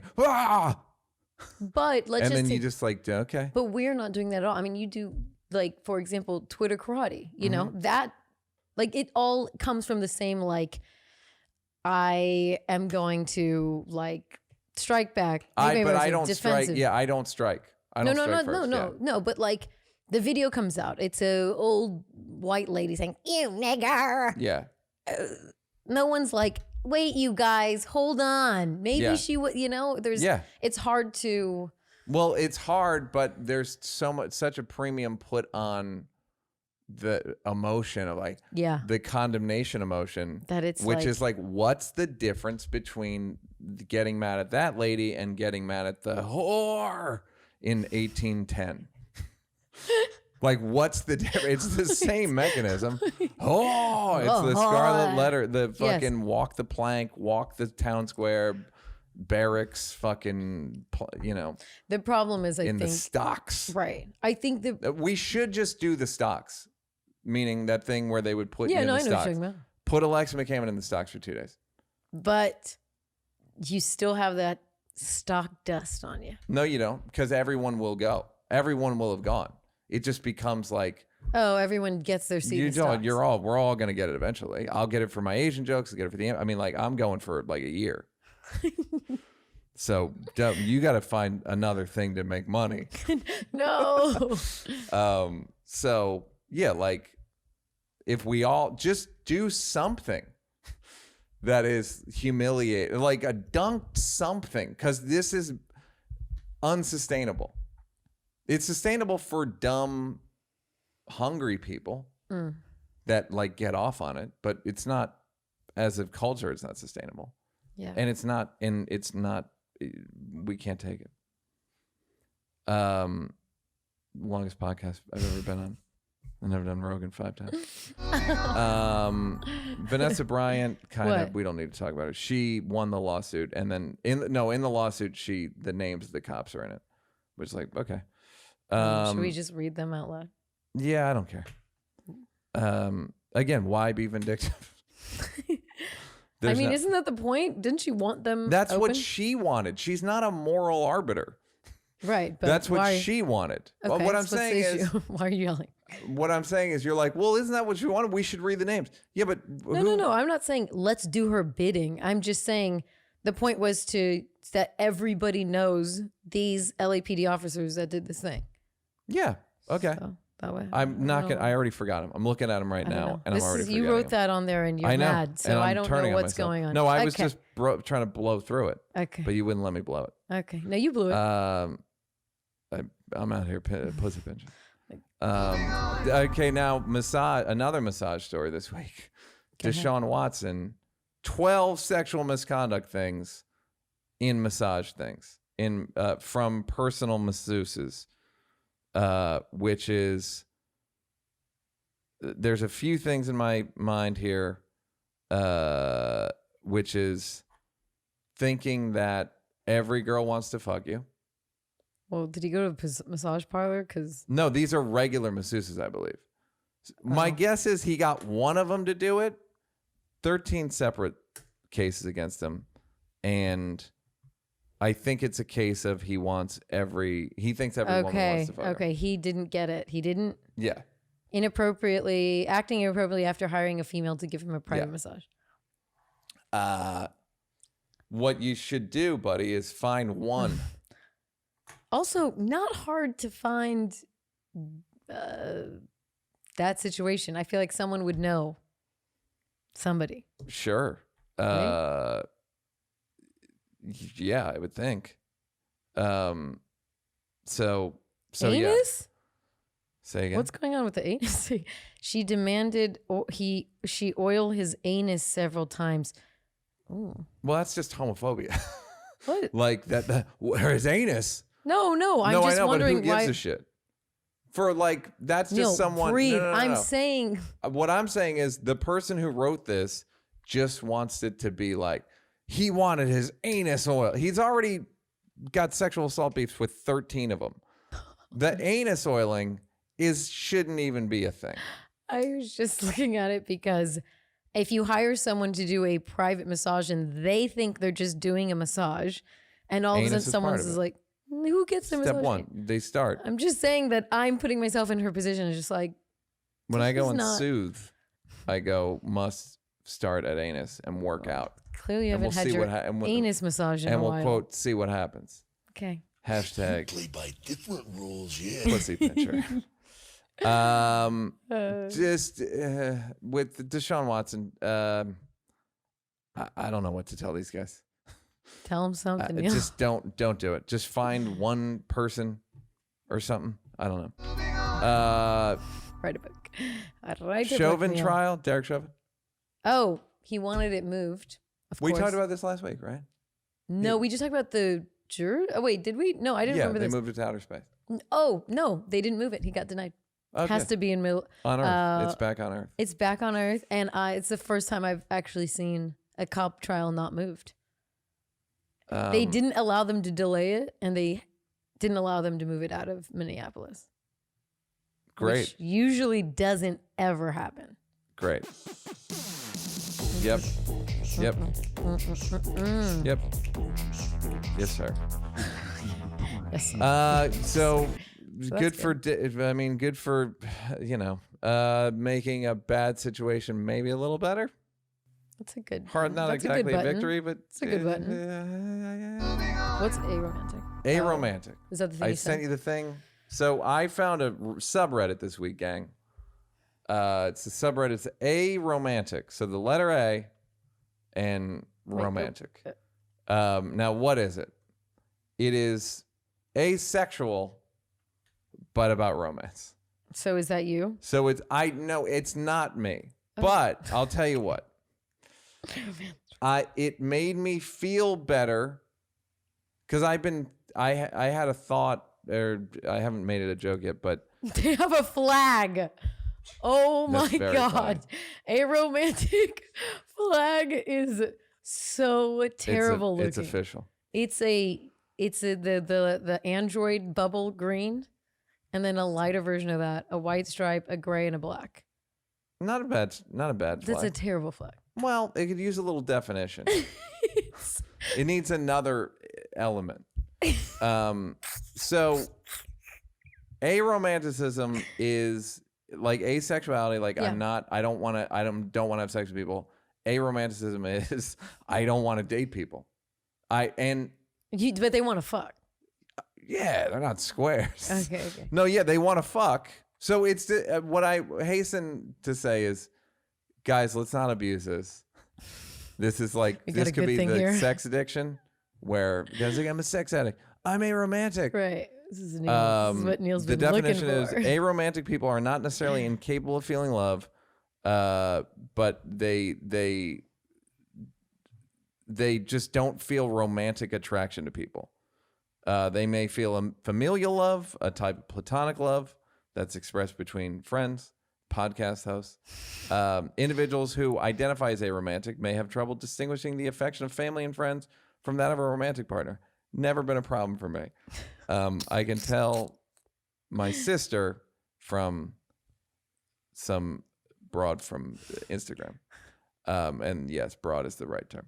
Many aromantic people are asexual, but the term aromantic can be used in relation to various sexual identities, such as aromantic, bisexual, aromantic, whatever. This is the thing that excited me about this was that there are so many sexual orientations, and there's like one relationship orientation, which is you gotta settle down, you gotta commit, you gotta settle down, and there's you go a few, right? Like open and is that what you mean? Like those, but those are sexual. You know what I mean? What about the polyamory? Sexual. Okay. Like that's what I'm saying. There's so many sexual orientations: poly, bi, multiple wives. Like, I don't know. Gangbang. Okay. BBC. Gangbang have a flag. Yeah. You don't want to see the gangbang flag. Trust me. So it was exciting to me that this exists. I don't feel this is not me, but. And I don't feel seen, but I feel looked at in the direction of. Because it's the idea that you don't have to constantly be moving toward this stable, committed relationship that's one way, the only way of doing a relationship. Like, you're not even really allowed to sleep in separate beds. People do, but other people don't like it. Yeah, it's weird. They don't like it. I've always said this. The only way I would ever live with a guy is if I had my own bedroom. Like, we got to get a 2-bedroom. Yeah. Whose idea was it to compromise comfort and space so that we're in one room? I don't want to share a bathroom with a fucking guy. Do you know what I mean, Neal? Yeah. Sure. My bathroom's not bad, but it's a little cluttered. Your bathroom's pretty good. When you've lived with a girl, do you send her downstairs bathroom? No. Do you Please, do downstairs? I want to watch. Clean it again. Yeah. So this was exciting to me. This is great. It's just it's a 30,000 member subreddit. It's not a blockbuster. Wait. So what's all aromantic? It's aromantic. Go up. No. The r/. It's like ALL or romantic. Oh, well, it's another term, I guess. Alloromantics. I don't know what the fuck that means. I'm new to the lifestyle. Show us. Alloromantics. It describes the opposite of aromantic. The opposite of aromantic. A person who experiences romantic attraction or romantic desire in a clear, consistent, frequent enough manner to have no relationship to the aromantic. Okay, so this is one of these terms that is so unnecessary. Like, guys, you didn't need this. You're fucking ruining the whole thing with fucking useless terms. Because so that's I need everyone a term. else. I need a term. I'm a cis allo romantic. Shut the fuck up. Anyhow, when I learned a lot. When I took psychology in college, I started realizing, guys, too many terms for things. Too many terms. There's a term for every single thing we do as humans. Yeah, that's to quote the great philosopher Dave Chappelle: "White people got too many words for shit." True dat. So. Oh, this is getting deep. Demi-romantic. Yeah, they're useless. It's useless. Just romantic and aromantic. That's all we need. Okay. That's all we need. Okay. Don't even look. Okay, I won't look. So just to know that this is available, even though it's a small community, something about that thing of that push toward. Will a romantic person write us? I want to. Yeah, I wonder. I bet we have a few aromantic. Holler. Aromanticism. And I hope that, it's the way people frame their lives. Yeah. Also, it's like, how about, any, how about you and, Neal is it, so are funny. you gonna, it's fucking, that's not my fucking bag, lady. Anyhow, so that's aromantic, look it up. Doc Watch. I only date women who do their own taxes. If you're sitting on her, One gets me. why did you go? It is incredibly stupid. It's so funny. Before we start Doc Watch, I guess it's a Doc Watch. Nate Bargatze has a special out, and it's The Greatest Average American on Netflix, and he shot it at Universal Studios in a parking lot that they made to sort of look like a comedy club. And I thought it was great. It was like I did see that. It was. I liked it better than his last one, not by a lot, but like by a nose. And it also, he was like, there was funny because like helicopters come by. And he's like, fucking, all right, here's another helicopter. That's funny. But it kind of proved the point of like venue doesn't really matter. Like once you're telling me the joke, I'm not like, yeah. It's just deliver the joke. Venue matters more to you than it does to the audience, I think. Yeah, and venue matters more to me because it's money and I just mean appearance. The comics, and also some, like everyone, like the OR, you can't recreate the OR anywhere. Right. If you can kill in the OR, you're good. Like people stop by the OR to work out their shit. Right. Because there's some, I don't know. Yeah, the venue is important. It like makes a difference to us. But what I'm saying is, is the joke good? Right. What's the joke? I don't care about the fucking pillars. Right. Like, oh, look at the pillars. There's times where I'll like when I'm directing. I remember me and Bijan, who $60,000. $60K, Bijan. That's love right there. We were editing Seth Meyers special, and I was like, there's just at the beginning, there's like a cut to like a fucking pillar. And I'm like, boy, that's useless. It's in there, but it doesn't mean it literally means nothing. What is this? It's just a side wide from What's the the one stage. you hate the most? What is it? There was one you went off. Like, I hate that angle and that cut in the cutaway to the crowd? No. Laughing? It was Over maybe the shoulder? the perspective of like, wait, was it from the side? No. There's one you just hated. There's one from behind the comic that you use for editing. But some guy, I won't say what the scenario, but a guy I know like put it in a cut, like not to cover an edit, like just like it's a cool venue and I like this shot for me. No. And I said, you guys, I saw Craig, the guy's name, saw Craig at a party last week, and somebody was telling a story, and Craig was bending down behind them to hear it from the best angle. That's the best angle to hear a story, is on your knees behind the person looking at their back. Because I'm a petty person. I did it on a group email. He's so rude. Anywho, this Woody Allen documentary finished up. And I believe him. No, I'm kidding. It's just not good. I mean, just bad and and Woody Allen molested Dylan, I think. And I think people didn't care. He did it. And I think I liked a lot of his movies after it. And Vicky Cristina Barcelona. I love Vicky Cristina Barcelona is a fucking masterpiece. Bullets Over Broadway is a borderline masterpiece. Match Point, fucking really good. Match Point's really good. Does it better. But Vicky Cristina Barcelona is the one. It's This scene with Javier Bardem in the hotel room, in the hotel lobbies. It's just night. It's balmy. Do you feel like you can keep rewatch shit from him? What's interesting is knowing what I know about a lot of these people. I'm already watching it by knowing the secret that the audience doesn't know. A lot of times, like so-and-so's an asshole, whatever. So I'm watching it more. I'm not like rushing to watch a Woody Allen movie, Right. but I'm not gonna give him any more money. If I own Annie Hall, am I still allowed to watch it? I don't know who gets hurt if I watch it. Right. I don't even think Dylan would get hurt. So that she's the only one I answer to. So I don't know. Like I've never watched work of art thinking that the person's a child molester.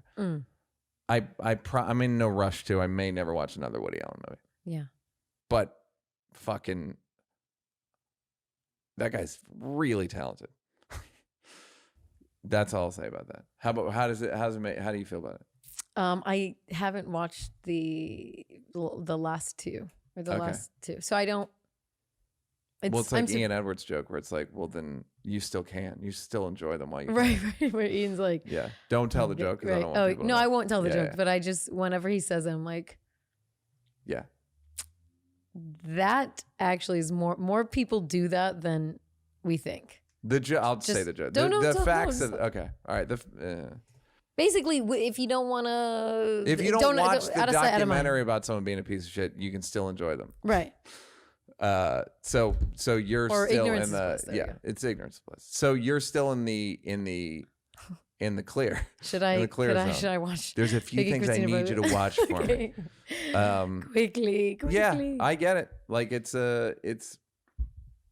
just like dark and some, after Mother Aya, I have to ration the darkness. Mm-hmm. I love a good light. I love light. Mm-hmm. Live, love, laugh, light. Yeah. And this is someone who used to go to sleep to Unsolved Mystery, Robert Stack, and would wake up in a fright to. You would cover your bed in blood, and then lay down in it. You'd put a gun and a knife, rope, and you'd be like, "All right, I think I'm ready to hit the hay." Okay? So I just like it's really hard for me to do dark. Yeah. I can't do it. I fall asleep to the Great British Bake Off. Great. Documentary, fall asleep to Great British Bake Off. Bless. Boom. Blessings. So I have to. Yeah, and I'm actually I like hearing. I almost feel like I watched it. I'm like, okay, cool. We got to that. It's just more evidence. How do you feel about? Because I still am like, Mia. What the fuck? She says at one point like it's the biggest regret of my life bringing them into our lives. Okay, good. That's about all you can ask for. Yeah. And there's this stuff of like is it journalism, all that stuff. It's sort of I just gave up on that. Yeah. Just like I just watch it for what it is. And speaking of stylistic choices, dude, the Operation Varsity Blues. Is it called Operation Varsity Blues? No, it's called the College Admission Scandal. When it first started, as soon as it said reenactments, I was like, I'm out. It's mostly reenactments. Yeah. It's more a narrative movie. I mean, they got Matthew Modine, a guy from the 80s. This is how white the 80s were. Matthew Modine was in a competitive sailing movie. Wow. Look that up, Will. Matthew Modine, Sailing. And it was called Wind. Wind. Wind.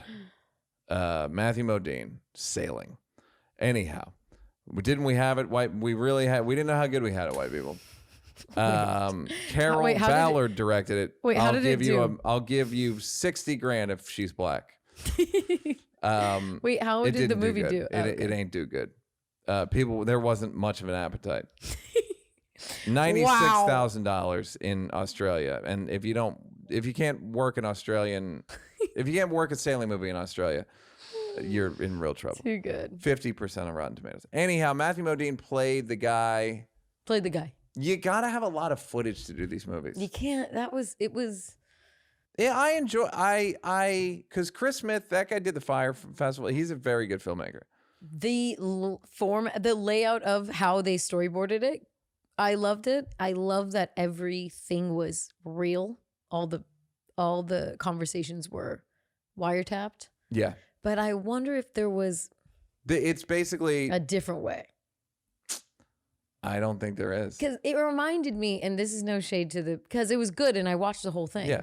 But it reminded me of a really high quality Lifetime movie. Yeah. Like that's the color tone was Lifetime.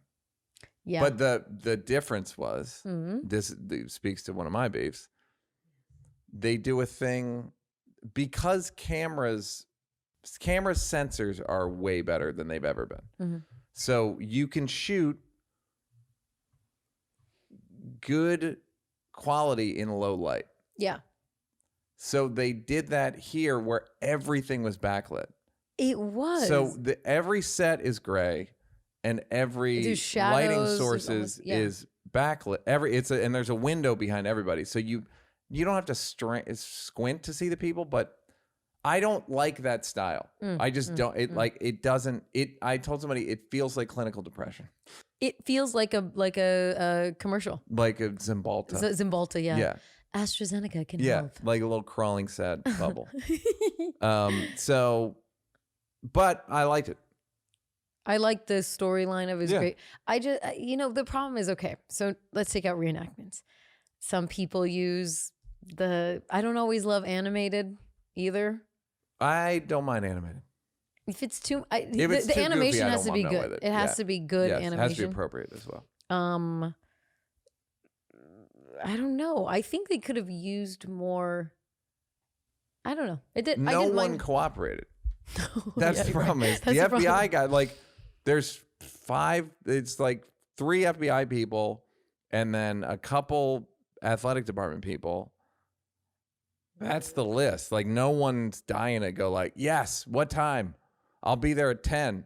Like, no one's dying to do that interview because there's nothing not only is nothing to gain, a lot of it's still pending. A lot of it was still pending. They didn't have sentences. Yeah, but I like a swing like that.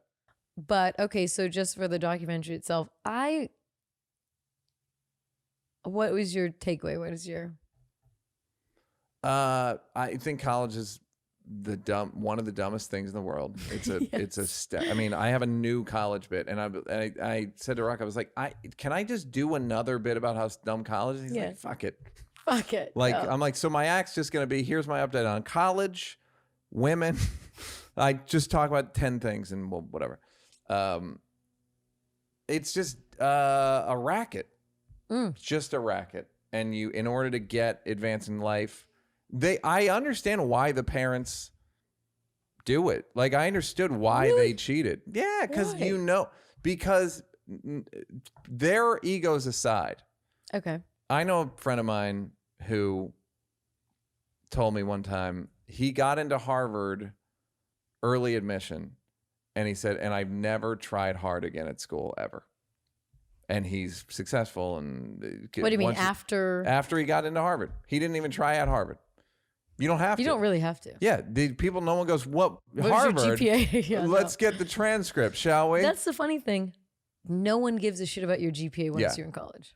I said to somebody, if kid, I would be more likely to hire a kid if he said, I went to Cal State Northridge, and because I think that college is a racket and paying for college is a sign of stupidity and not intelligence.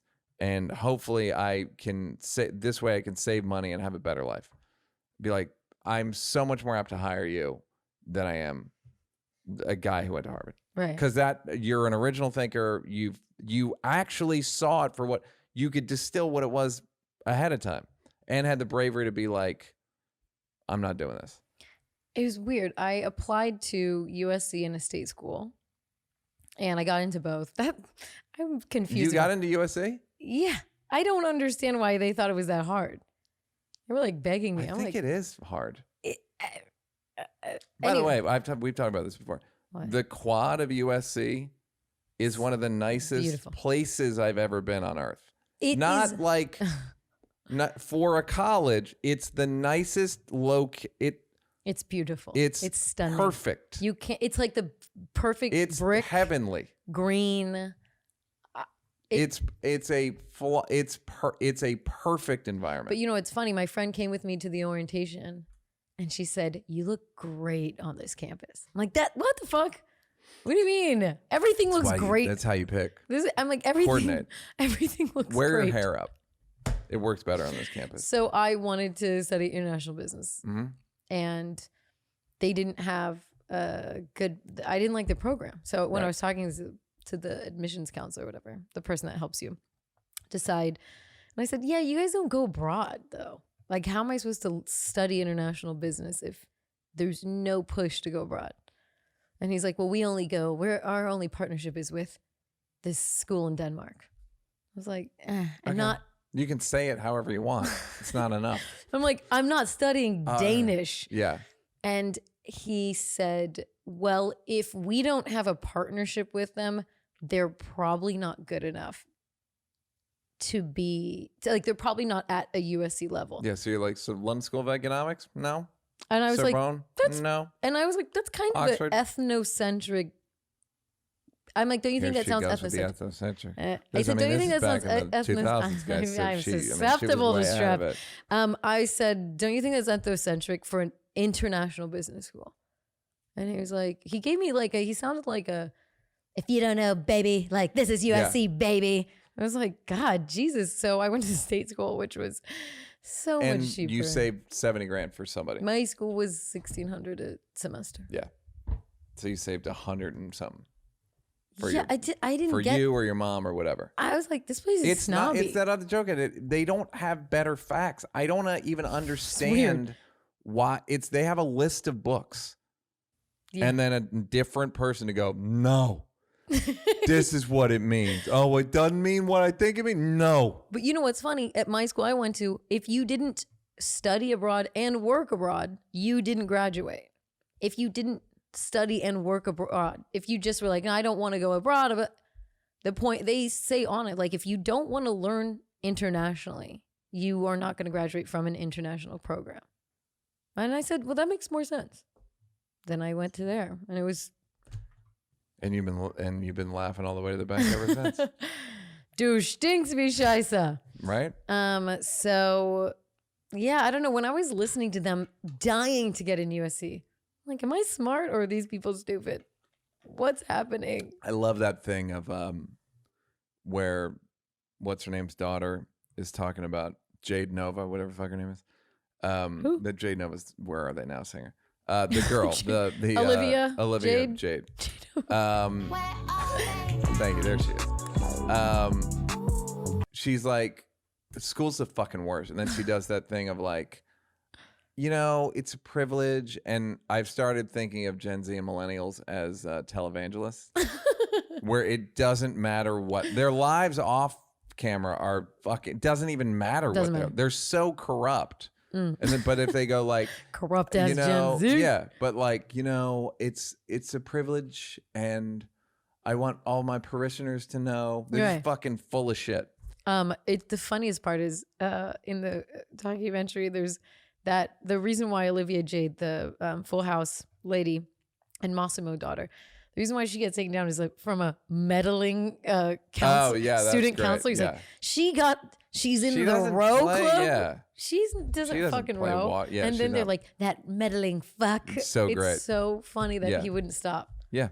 Well, that's all he gets. He doesn't get a case like this, but once a decade. Not gonna lie, I was very happy the black guy turned. He's like, yeah, his name is like immediately. The black guy. He's a Yale guy, guy? Yale guy. Yeah. When as soon as they trapped him, he's like, it's that guy. Oh yeah. I don't snitch on black people. White people, I'm happy to snitch on. Bianca, Formula One Drive to Survive is back. Apparently, it's 3 seasons. What has been going? Have they been doing laps for 3 seasons? This is the 3rd season, and so many laps. It's start at the beginning. Really? I'm telling you. I'm not saying it like it's work. I'm telling you like it's a fucking dessert buffet. Of like relationship drama, love it. Work drama, love it. These guys have like 2-year contracts, so they're constantly switching teams. Hilarious. They'll quit the team early in the season to go to declare to go to another team the next season, thinking that team's dope. The team they're on starts doing better. It's like switching lanes. Yes. It's like, fuck. So there's that part of it. And then it's an action movie. Interesting. And everyone's mic'd. So they have. I love Mike. The pit crew guy. They've got cameras on the pit crew. What are they saying? They're like, oh, fuck. Oh, fuck, guys. No, you fucking. And then they'll be like, we have to tell them something. Box means come back to the pit. Oh, box. And it's fucking great. And so they're all mic'd. There's crashes. There's rivalries. The funny part is Lewis Hamilton is so much better than everybody that they barely cover him. I have a question. It's driving, and they all have the same high performance vehicles. Not one person isn't outdoing the other. You'll find out about that. There are like Mercedes, Lewis Hamilton's team is just better than ever. Like they just have a better car. This season, he did some shit with the steering wheel that nobody saw coming. Wow, Neal. This is the world I live in. This is your Great British Bake Off. This is. I can't say enough. It's so well shot. Okay. Because these guys are going 200 miles an hour, and they're like fuck. Like cameras right here. It's on the steering wheel. Can't say enough. How do they stop? How long does it take brakes. them to stop? Yeah, but do they stop? Like, they can just stop. Yeah, they can. I mean, they're very high power brakes. They can't stop probably that quickly, but they can.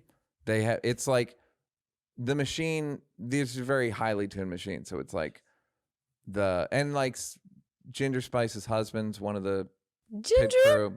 So it's not. I have a question. Do you have a need for speed? Driving wise? No. You're not like, let me get on Zoom. I don't. I'd rather move. I hate like bumper to bumper. I would rather do side streets just to keep it moving. I don't like bumper to bumpers. No, who the fuck likes that? Well, you've heard my theory that people are so simple that they won't go on the side street. The side street's clear. Just because I never heard of it. What do you think's gonna happen? There's gonna be fucking sand people like Star Wars in the trees where they're fucking. So get on the side street, guys. Will's emails. I won't have to take this shit. It's time to check that email.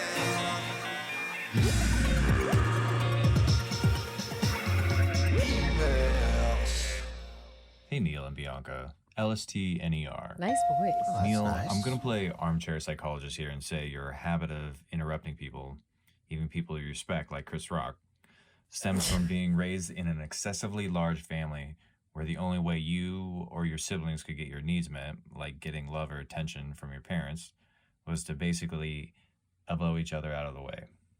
So what bonkers, tonkers, and ninkers, finkers? Careful. I was like, what'd you say? What'd you call finkers? And that is correct, sir. By the way, I would have this. The phone lines are open for any armchair psychology on either one of us. Yes, come on. We love it. We love being. We Why love am I being like looked this? at. Look at us. Listen to us. Yeah, that's true. I think I've said that on the show.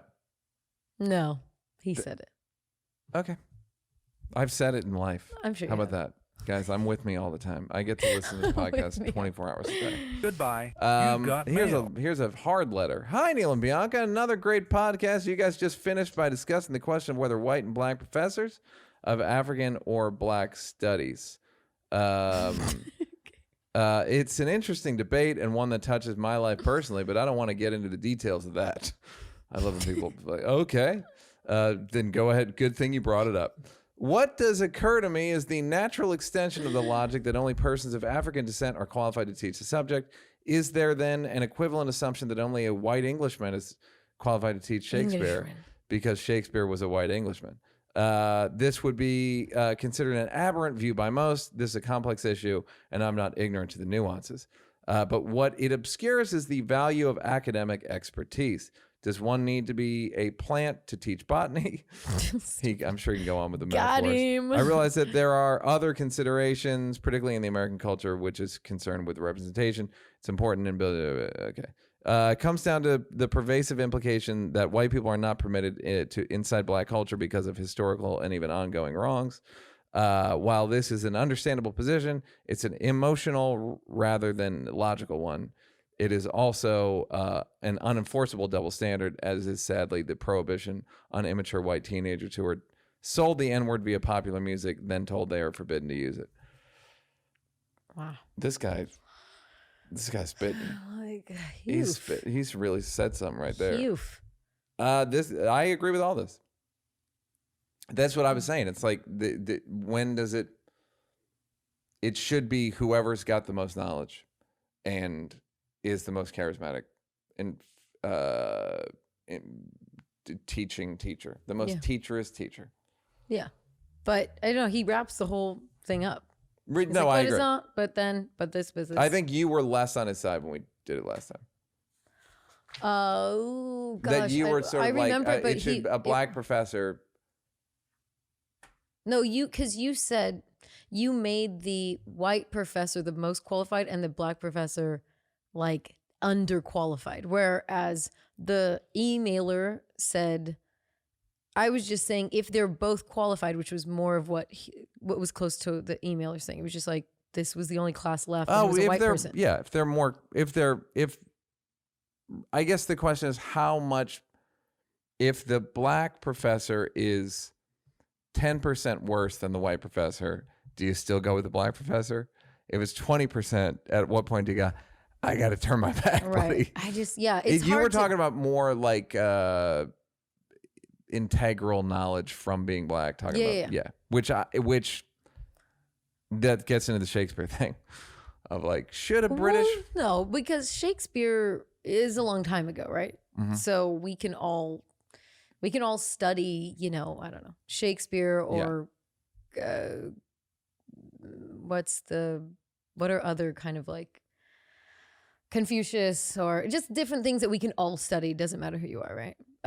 But being black American history, like you're surprisingly isn't that different. Like there's similar signs that were held up in the 60s now. Do you know what I mean? So there is more of a, I don't know. But I will say I probably would prefer to take Shakespeare from a English person. Why? No, it's fun. It's a funny bias. Of course. But it's the same thing. Yeah. It's the same thing as the black thing. Yes. You would admit that the British one is irrational, whereas the black one seems more rational. No, I'm saying I'm applying the same logic to both. I have the, like, what do you mean? I'm not saying it's rational. I think that the British one is like funny because it's so like, what difference does it make? Of course. Where you're seem to be arguing that a black professor will make a difference. I'm not going to argue that because I'm not sure, right? But I'm saying if we're just talking about African American studies, a lot of what applies historically applies to today. And so if you're a black person, then you have an added layer that a white person can't. They can't speak to in the same way. They can understand. They can understand fully, but then, you know, a black professor will have a level that the white person doesn't understand. Maybe personal examples, blah, blah, blah. I'm just saying Shakespeare, it's like... No, it's fucking just... It's like, it's cuter.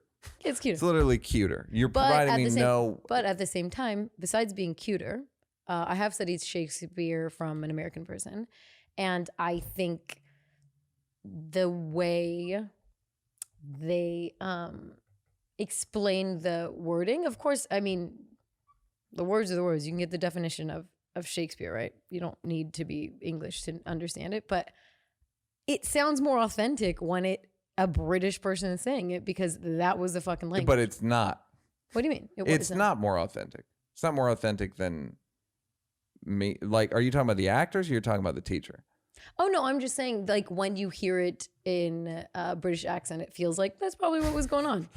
Yeah, it's a longer discussion. It's not a longer discussion. We don't need to. We're going off. I'm going to text you about it later. Okay, please. Hey guys, please I grew up in the Bay Area. All my friends all my friends are, I don't know, just Black, Asian, or Mexican. No, all my friends and went to school with are Black, Asian, and Mexican is what the sentence says. Oh, I just did a bit more. We grew up cracking jokes on each other's ethnicities with impunity because we all had love for one another. It was all in fun and had no hate. As a white guy with an Asian wife, I know, stereotype. Whenever I say a joke, like we would say as kids when we were hanging out, smoking weed and skateboarding, my wife calls me racist.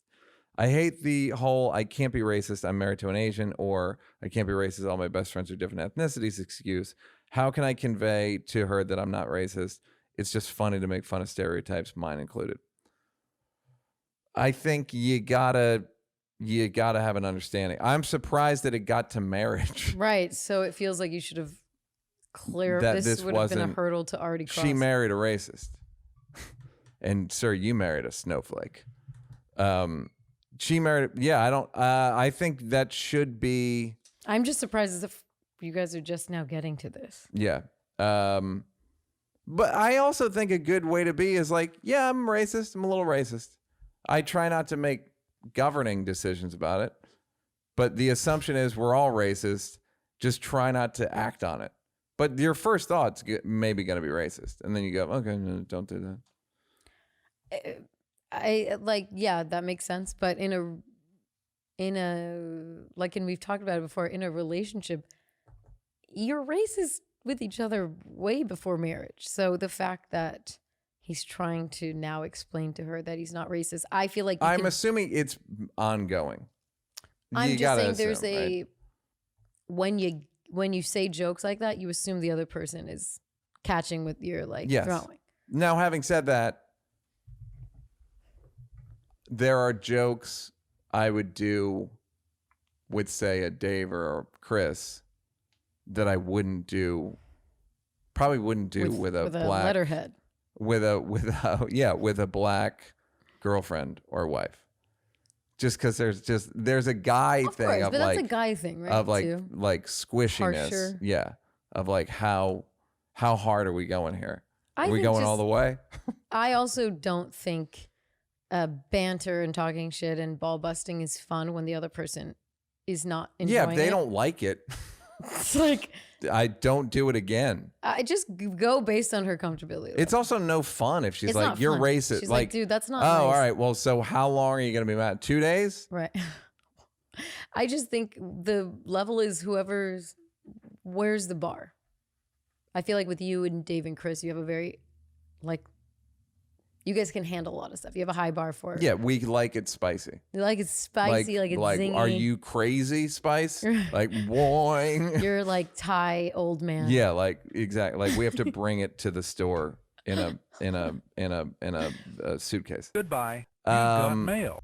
Hey, Neal and Binky. I was talking to my mom, and she said something along the lines of, I'm lucky you kids were easy to raise. I do have a couple regrets and ways I wished I had parented differently.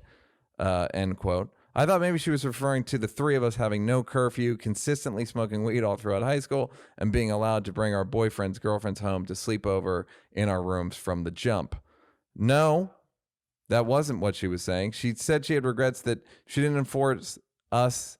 She didn't enforce us saying no, sir, or yes, ma'am.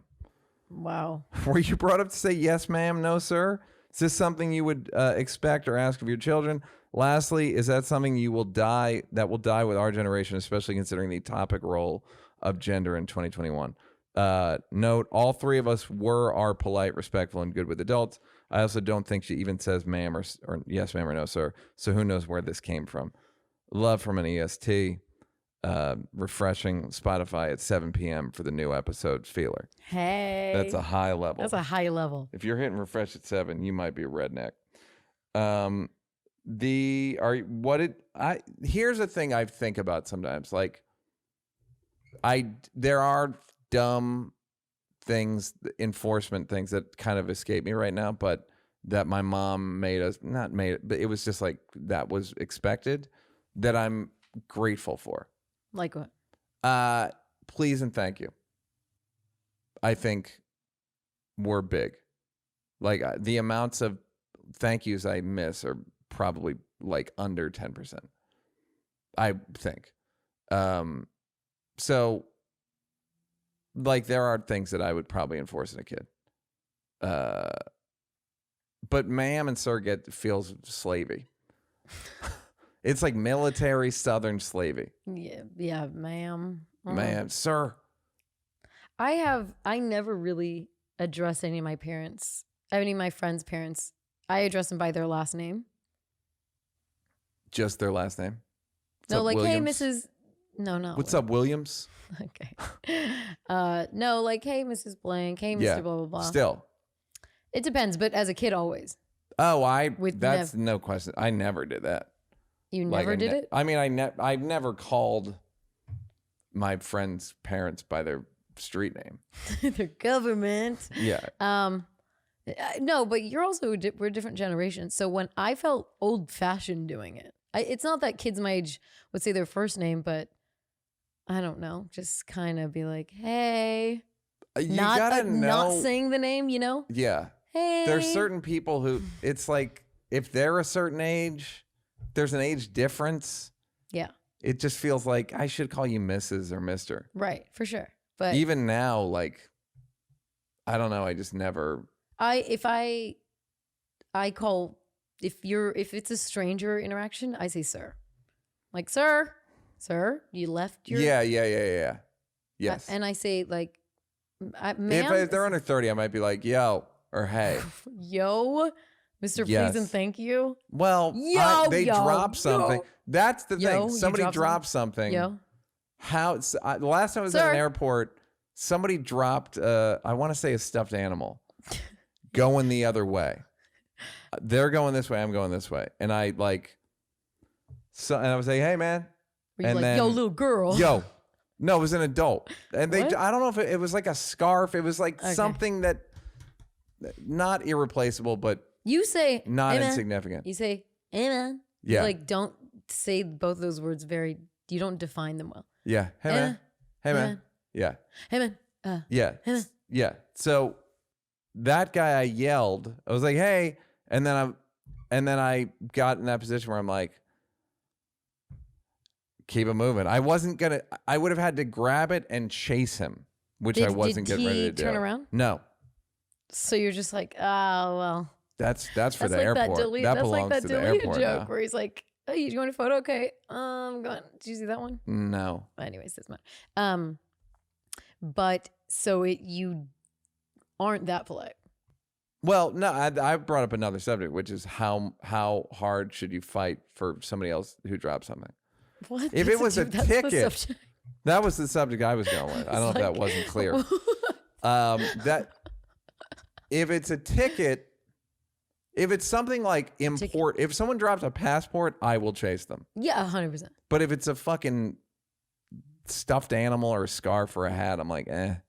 Yeah, I mean, if people, like at the store, people leave shit all the time. Unless you are I will do a courtesy walk lobby outside. Yeah. There's a million people out there. So I'm like, I can't. We have. Do you ever go like, hey, I found this, like any sort of big announcement? I guess you can't yell because the show's going on, right? No, I'll know who it comes from because it's at a table. Oh, God. You'll recognize the people. If it's just on the floor, I'm like, a card. We have so many cards. You can't believe credit cards? You cannot believe the things people leave behind. Do you know how many passports are left at the store? 8. Probably 50. Over how much a period of time? There's always, people come, people leave. I don't even know what we do with them. There's so many passports. That's interesting. I'm like, passport? Yeah. And they're all not American. Yeah, of course. I've never brought my passport to the store. Well, some people don't have it. Yeah, I guess people need it for an ID. I feel so. I just every passport. I'm like, there's a story behind this person. How did they get home? Like, what the hell? So I don't know. People leave shit. So minimal effort, sir. Sir, I'm a yes, please. I'm a yes. Thank you. May I? I'm not a may I. May I? No, that's weird. Mother, I say mother. May I? Even if it's like a waitress. Yeah. What about if you have if there's a confrontation with a stranger, but you still don't want it to escalate? My G. I just say my G over and over again. Yo, my G. My G. Goodbye. Hey, Neal and Bianca, longtime listener, first-time emailer. My question has to do with the vaccine conspiracy theories amongst California liberals, in this instance, my parents. In the past few months, my mom, white, late 50s, has started to float the idea that she had a bad feeling about the vaccine and she doesn't trust the vaccine because there aren't any studies yet and what the long-term effects of it will be. Last week, she texted my boyfriend a link to a vaccine conspiracy theory video and said that her intuition is that the vaccine is bad and that we shouldn't take it. She's basically like, what should she do? There is a line by the great philosopher Neil Brennan that our gut is wrong 80% of the time. So, but it's pretty deep into 3 mics. Why not give her some materials? Is she not open? Because she's now on some like, nah. I don't even acknowledge that. That's not even real. Y'all live. You're a sheeple. You still my son, but you is a full blown sheeple. I don't fucking know. I don't know how to help these people. I think the funny thing is, as time goes on and more people get it, I mean, I don't know. Is it important that she gets the vaccine? If she, like a few people are just not gonna get it, right? Yeah. So at one point, it's like, gotta put my oxygen mask on first. We also have to hope that we get herd immunity or a form of herd immunity, right? So, but God, rest in peace, and I will pay up to $60,000 for your mother's funeral. Goodbye. Hi, Neal and Bianca. I couldn't think of anything clever for your name. Sorry. Quick side note. I'm only 1 degree of Kevin Bacon away from you. I live in Ohio and work at the hippie fine dining restaurant in Yellow Springs. Yay. And a while ago, got to know Dave and Elaine for a while. Cool. Even met his kids. I believe the restaurant is called The Winds. Hey. I used to get a nice takeout there. The Wind does this. Since you've taken ayahuasca, you said something about no longer being an atheist. I know you grew up Catholic, but have pretty much nothing to do with it anymore. And I know that most people aren't digging on Christians right now, especially evangelicals. But I consider myself a liberal Christian. I used to go to Pentecostal church in middle school and high school. Yes, they were crazy and spoke in tongues. If you say the following words really fast, it sounds like you're speaking in tongues. Here, give it a try. He untied my bow tie. He stole my Honda. He untied my bow tie. He stole my Honda. He untied my bow tie. He stole my Honda. Are you okay? Bianca's having a seizure. Okay. I'm 41 now, and I've distanced myself from the evangelicals as much as possible. I go to Lutheran church. This is like white people have too many religions. Yeah, I'm like, I was going to ask we don't you, need can you explain fucking, these for me? I don't know them. I don't even You don't know these? No, because I just went to Catholic school, and then I would see the sign Pentecost, like this that's is a Pentecostal. one? I have no fucking idea. I know black people go to Baptist church. I don't know I couldn't tell you the difference.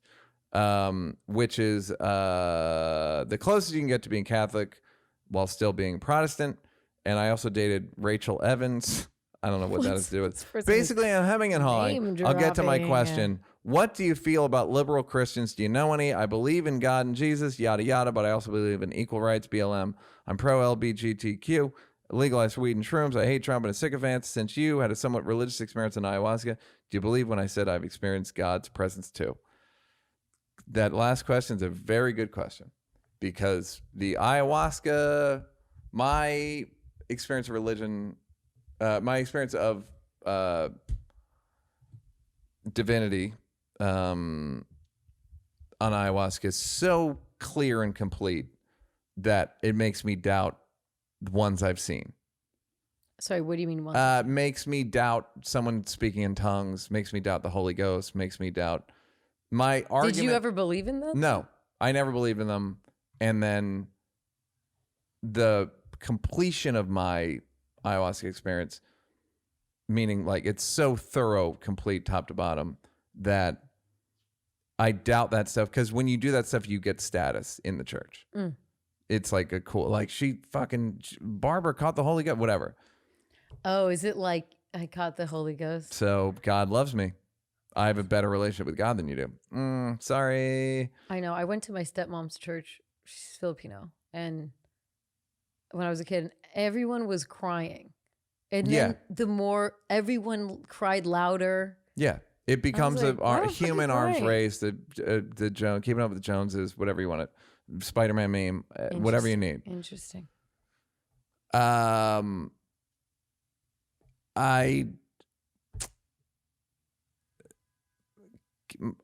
Super listener Kat said she's done ayahuasca the last 2 weekends. And she said, and I hope I'm not betraying any companies, she's like, my faith hasn't changed one bit. Meaning she believed all the stuff she's in ayahuasca, she already believed it. But was she religious before? She grew up religious, but she was more like private relationship with a higher power. I didn't. So that makes sense. What I get from it, it's so complete. I tend to think that most people are. I likened it to when the first time you smoke weed, and you're like, you feel it, and everyone's going, I feel it. I feel it. And you don't know what the fuck you're talking about. Right. That's what I think most religion is. Most people's experience with religion, which is kind of the fault of the church, whatever. It's like peer pressure, shakedown. There's just a lot of reasons to have a fake big experience at church. Yeah. So to answer your question, if you're telling me that you've experienced God's presence, I can't argue with you. And I have less doubt than I've had in the past. Once after ayahuasca, you start, if people are like, oh, do you believe? I'm like, yeah. But I'm like, it has nothing to do. Every religion has gotten it wrong. FYI. I think I said on here, it's every such a big thing, which is I believe religion is a perversion of ayahuasca. That's how much I believe in ayahuasca. It's not even believe. It's like, that's how profound the thing is. Because I also believe people would behave differently if they again, it's promo. But it's such a complete, profound experience that you want to behave differently. You don't want to. You do. You do. Not want to. I miss my late nights watching negative things. Yeah. But it's like, that's not good. It's just not for you. It's not for me. It's just like, that doesn't feel good in my body. There's a lot of things that I don't do anymore. Yeah. That I can identify as not good for whatever. But I bet you found yourself being either not doing them once and being a little repulsed by them without even thinking about it. Like muscle memory, do it. And then like, you're I don't like I'm not this in the anymore. mood for this for the next 6 months. I don't like my spooky stuff. Yeah. It just doesn't hit the same. And it's weird for me because this is a part of me a little bit. Yeah. And I don't like the spooky. I don't like negative. I don't like, I've never really been into it, but I don't like negative gossip. Mm-hmm. Something about like really just like hardcore venting about someone with no solution or no plan, like call to action, or no like plan of like, hey, what are we going to do about this? I get really. I can go a step further, which is I was gossiping the other night and I got nauseous. Yeah, no, I don't like gossip, and I love gossip. Right, like I don't want to sell myself as like I'm this pious person. No. Like, I like gossip still, but I fully believe in venting. I think venting is part of the process of being a human being, and having social situations. But when you just want to complain, to kind of talk shit about someone, I start feeling like, ooh, maybe there's like a jealousy, nastiness that I'm participating in. It's not the good shit. No. Let's uplift our. Yeah, and which is so funny. Yeah, again, couldn't be too big a piece of shit. But that's the. So again, it's all ayahuasca promo at this point. But sorry, guys. Do it in a safe environment and know that whether it's a amazing experience or a trying experience, it will be incredibly beneficial. And also know that it'll be over in 4 hours, whatever happens. Or in Bianca's case, 7. But she had a second cup, guys. So once you get in the second cup, I had a taste of that second cup. It's different. But you do a second cup. I'm just saying that's why hers lasted longer. Should we do just the last one? Because that one seems more fun. Yeah.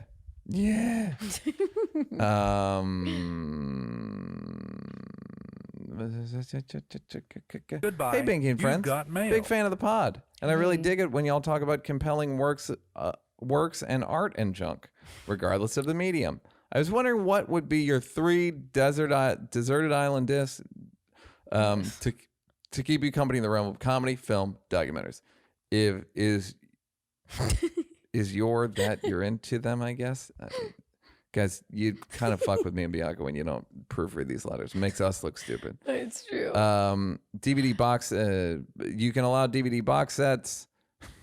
When it comes to shows, I guess maybe season arcs. I don't. What are your fucking? What are your top guys giving like art? Goddamn caveats.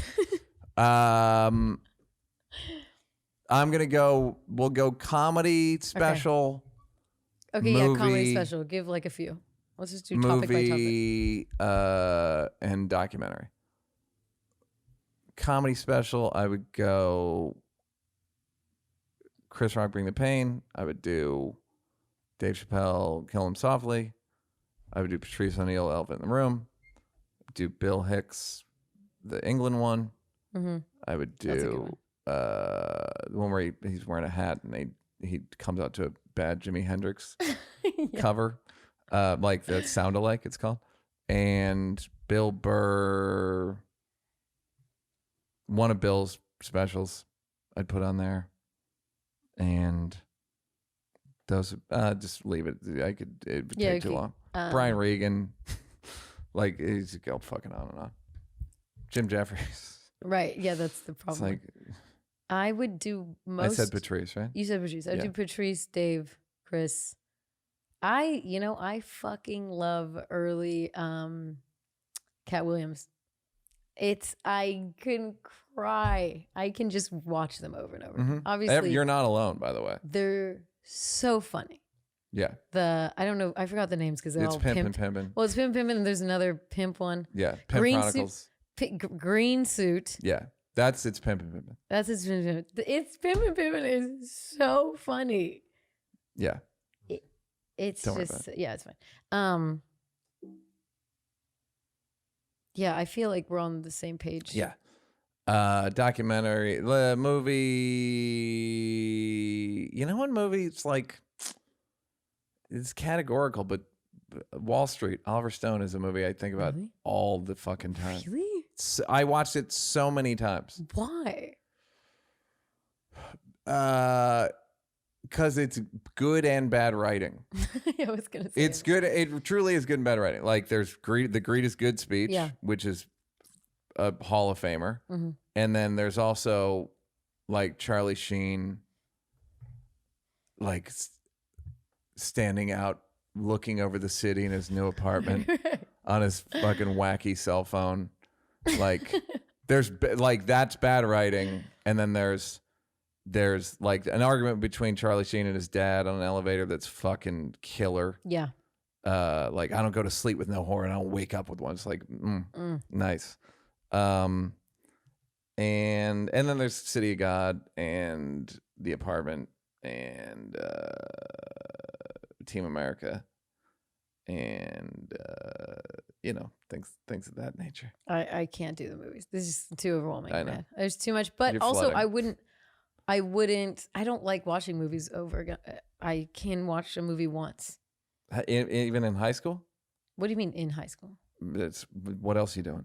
We just watch movies over and over. No, I'm watching new movies. Like Half Baked Friday. Mm-hmm. I get it.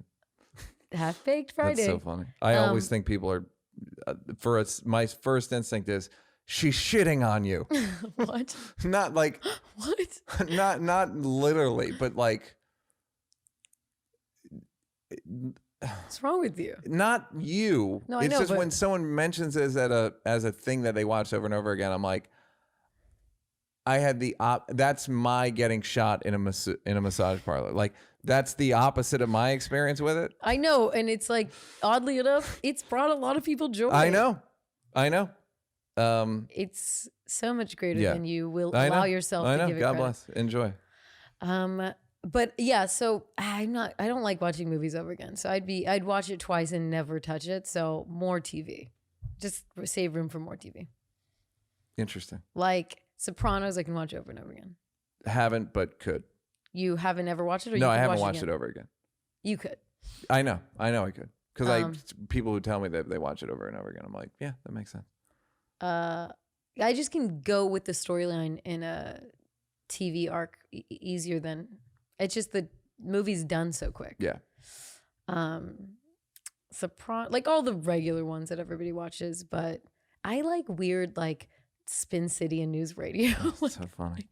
I'm like, give me a good 90s, like Just Shoot Me. I love Great. they're not bad, they're good, but they're like no one is. They're disposable. They're disposable, and Yeah. they're so mindless. I love them. I don't think I've watched maybe a scene of Just Shoot Me. What I remember watching love Just Shoot Me Shoot. and thinking, I mean, when it was on, going like, Spade picked this one right. Because that show got picked up. Yeah. They did the pilot, it got picked up, then they added Spade.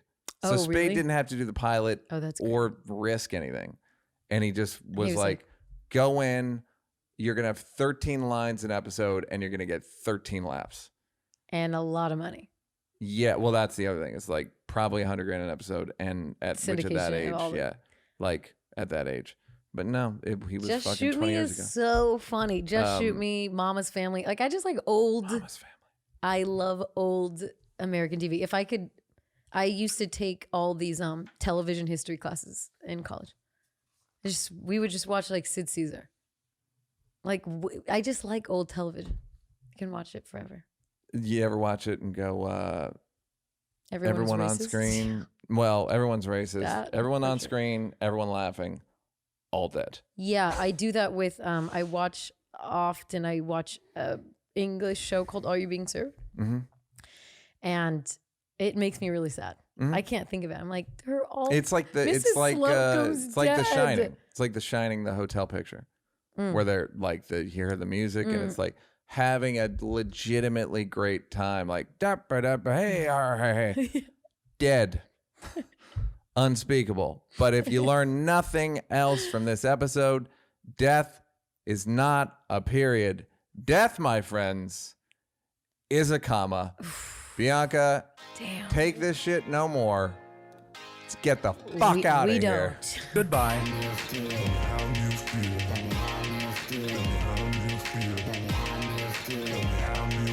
Tell me how you feel.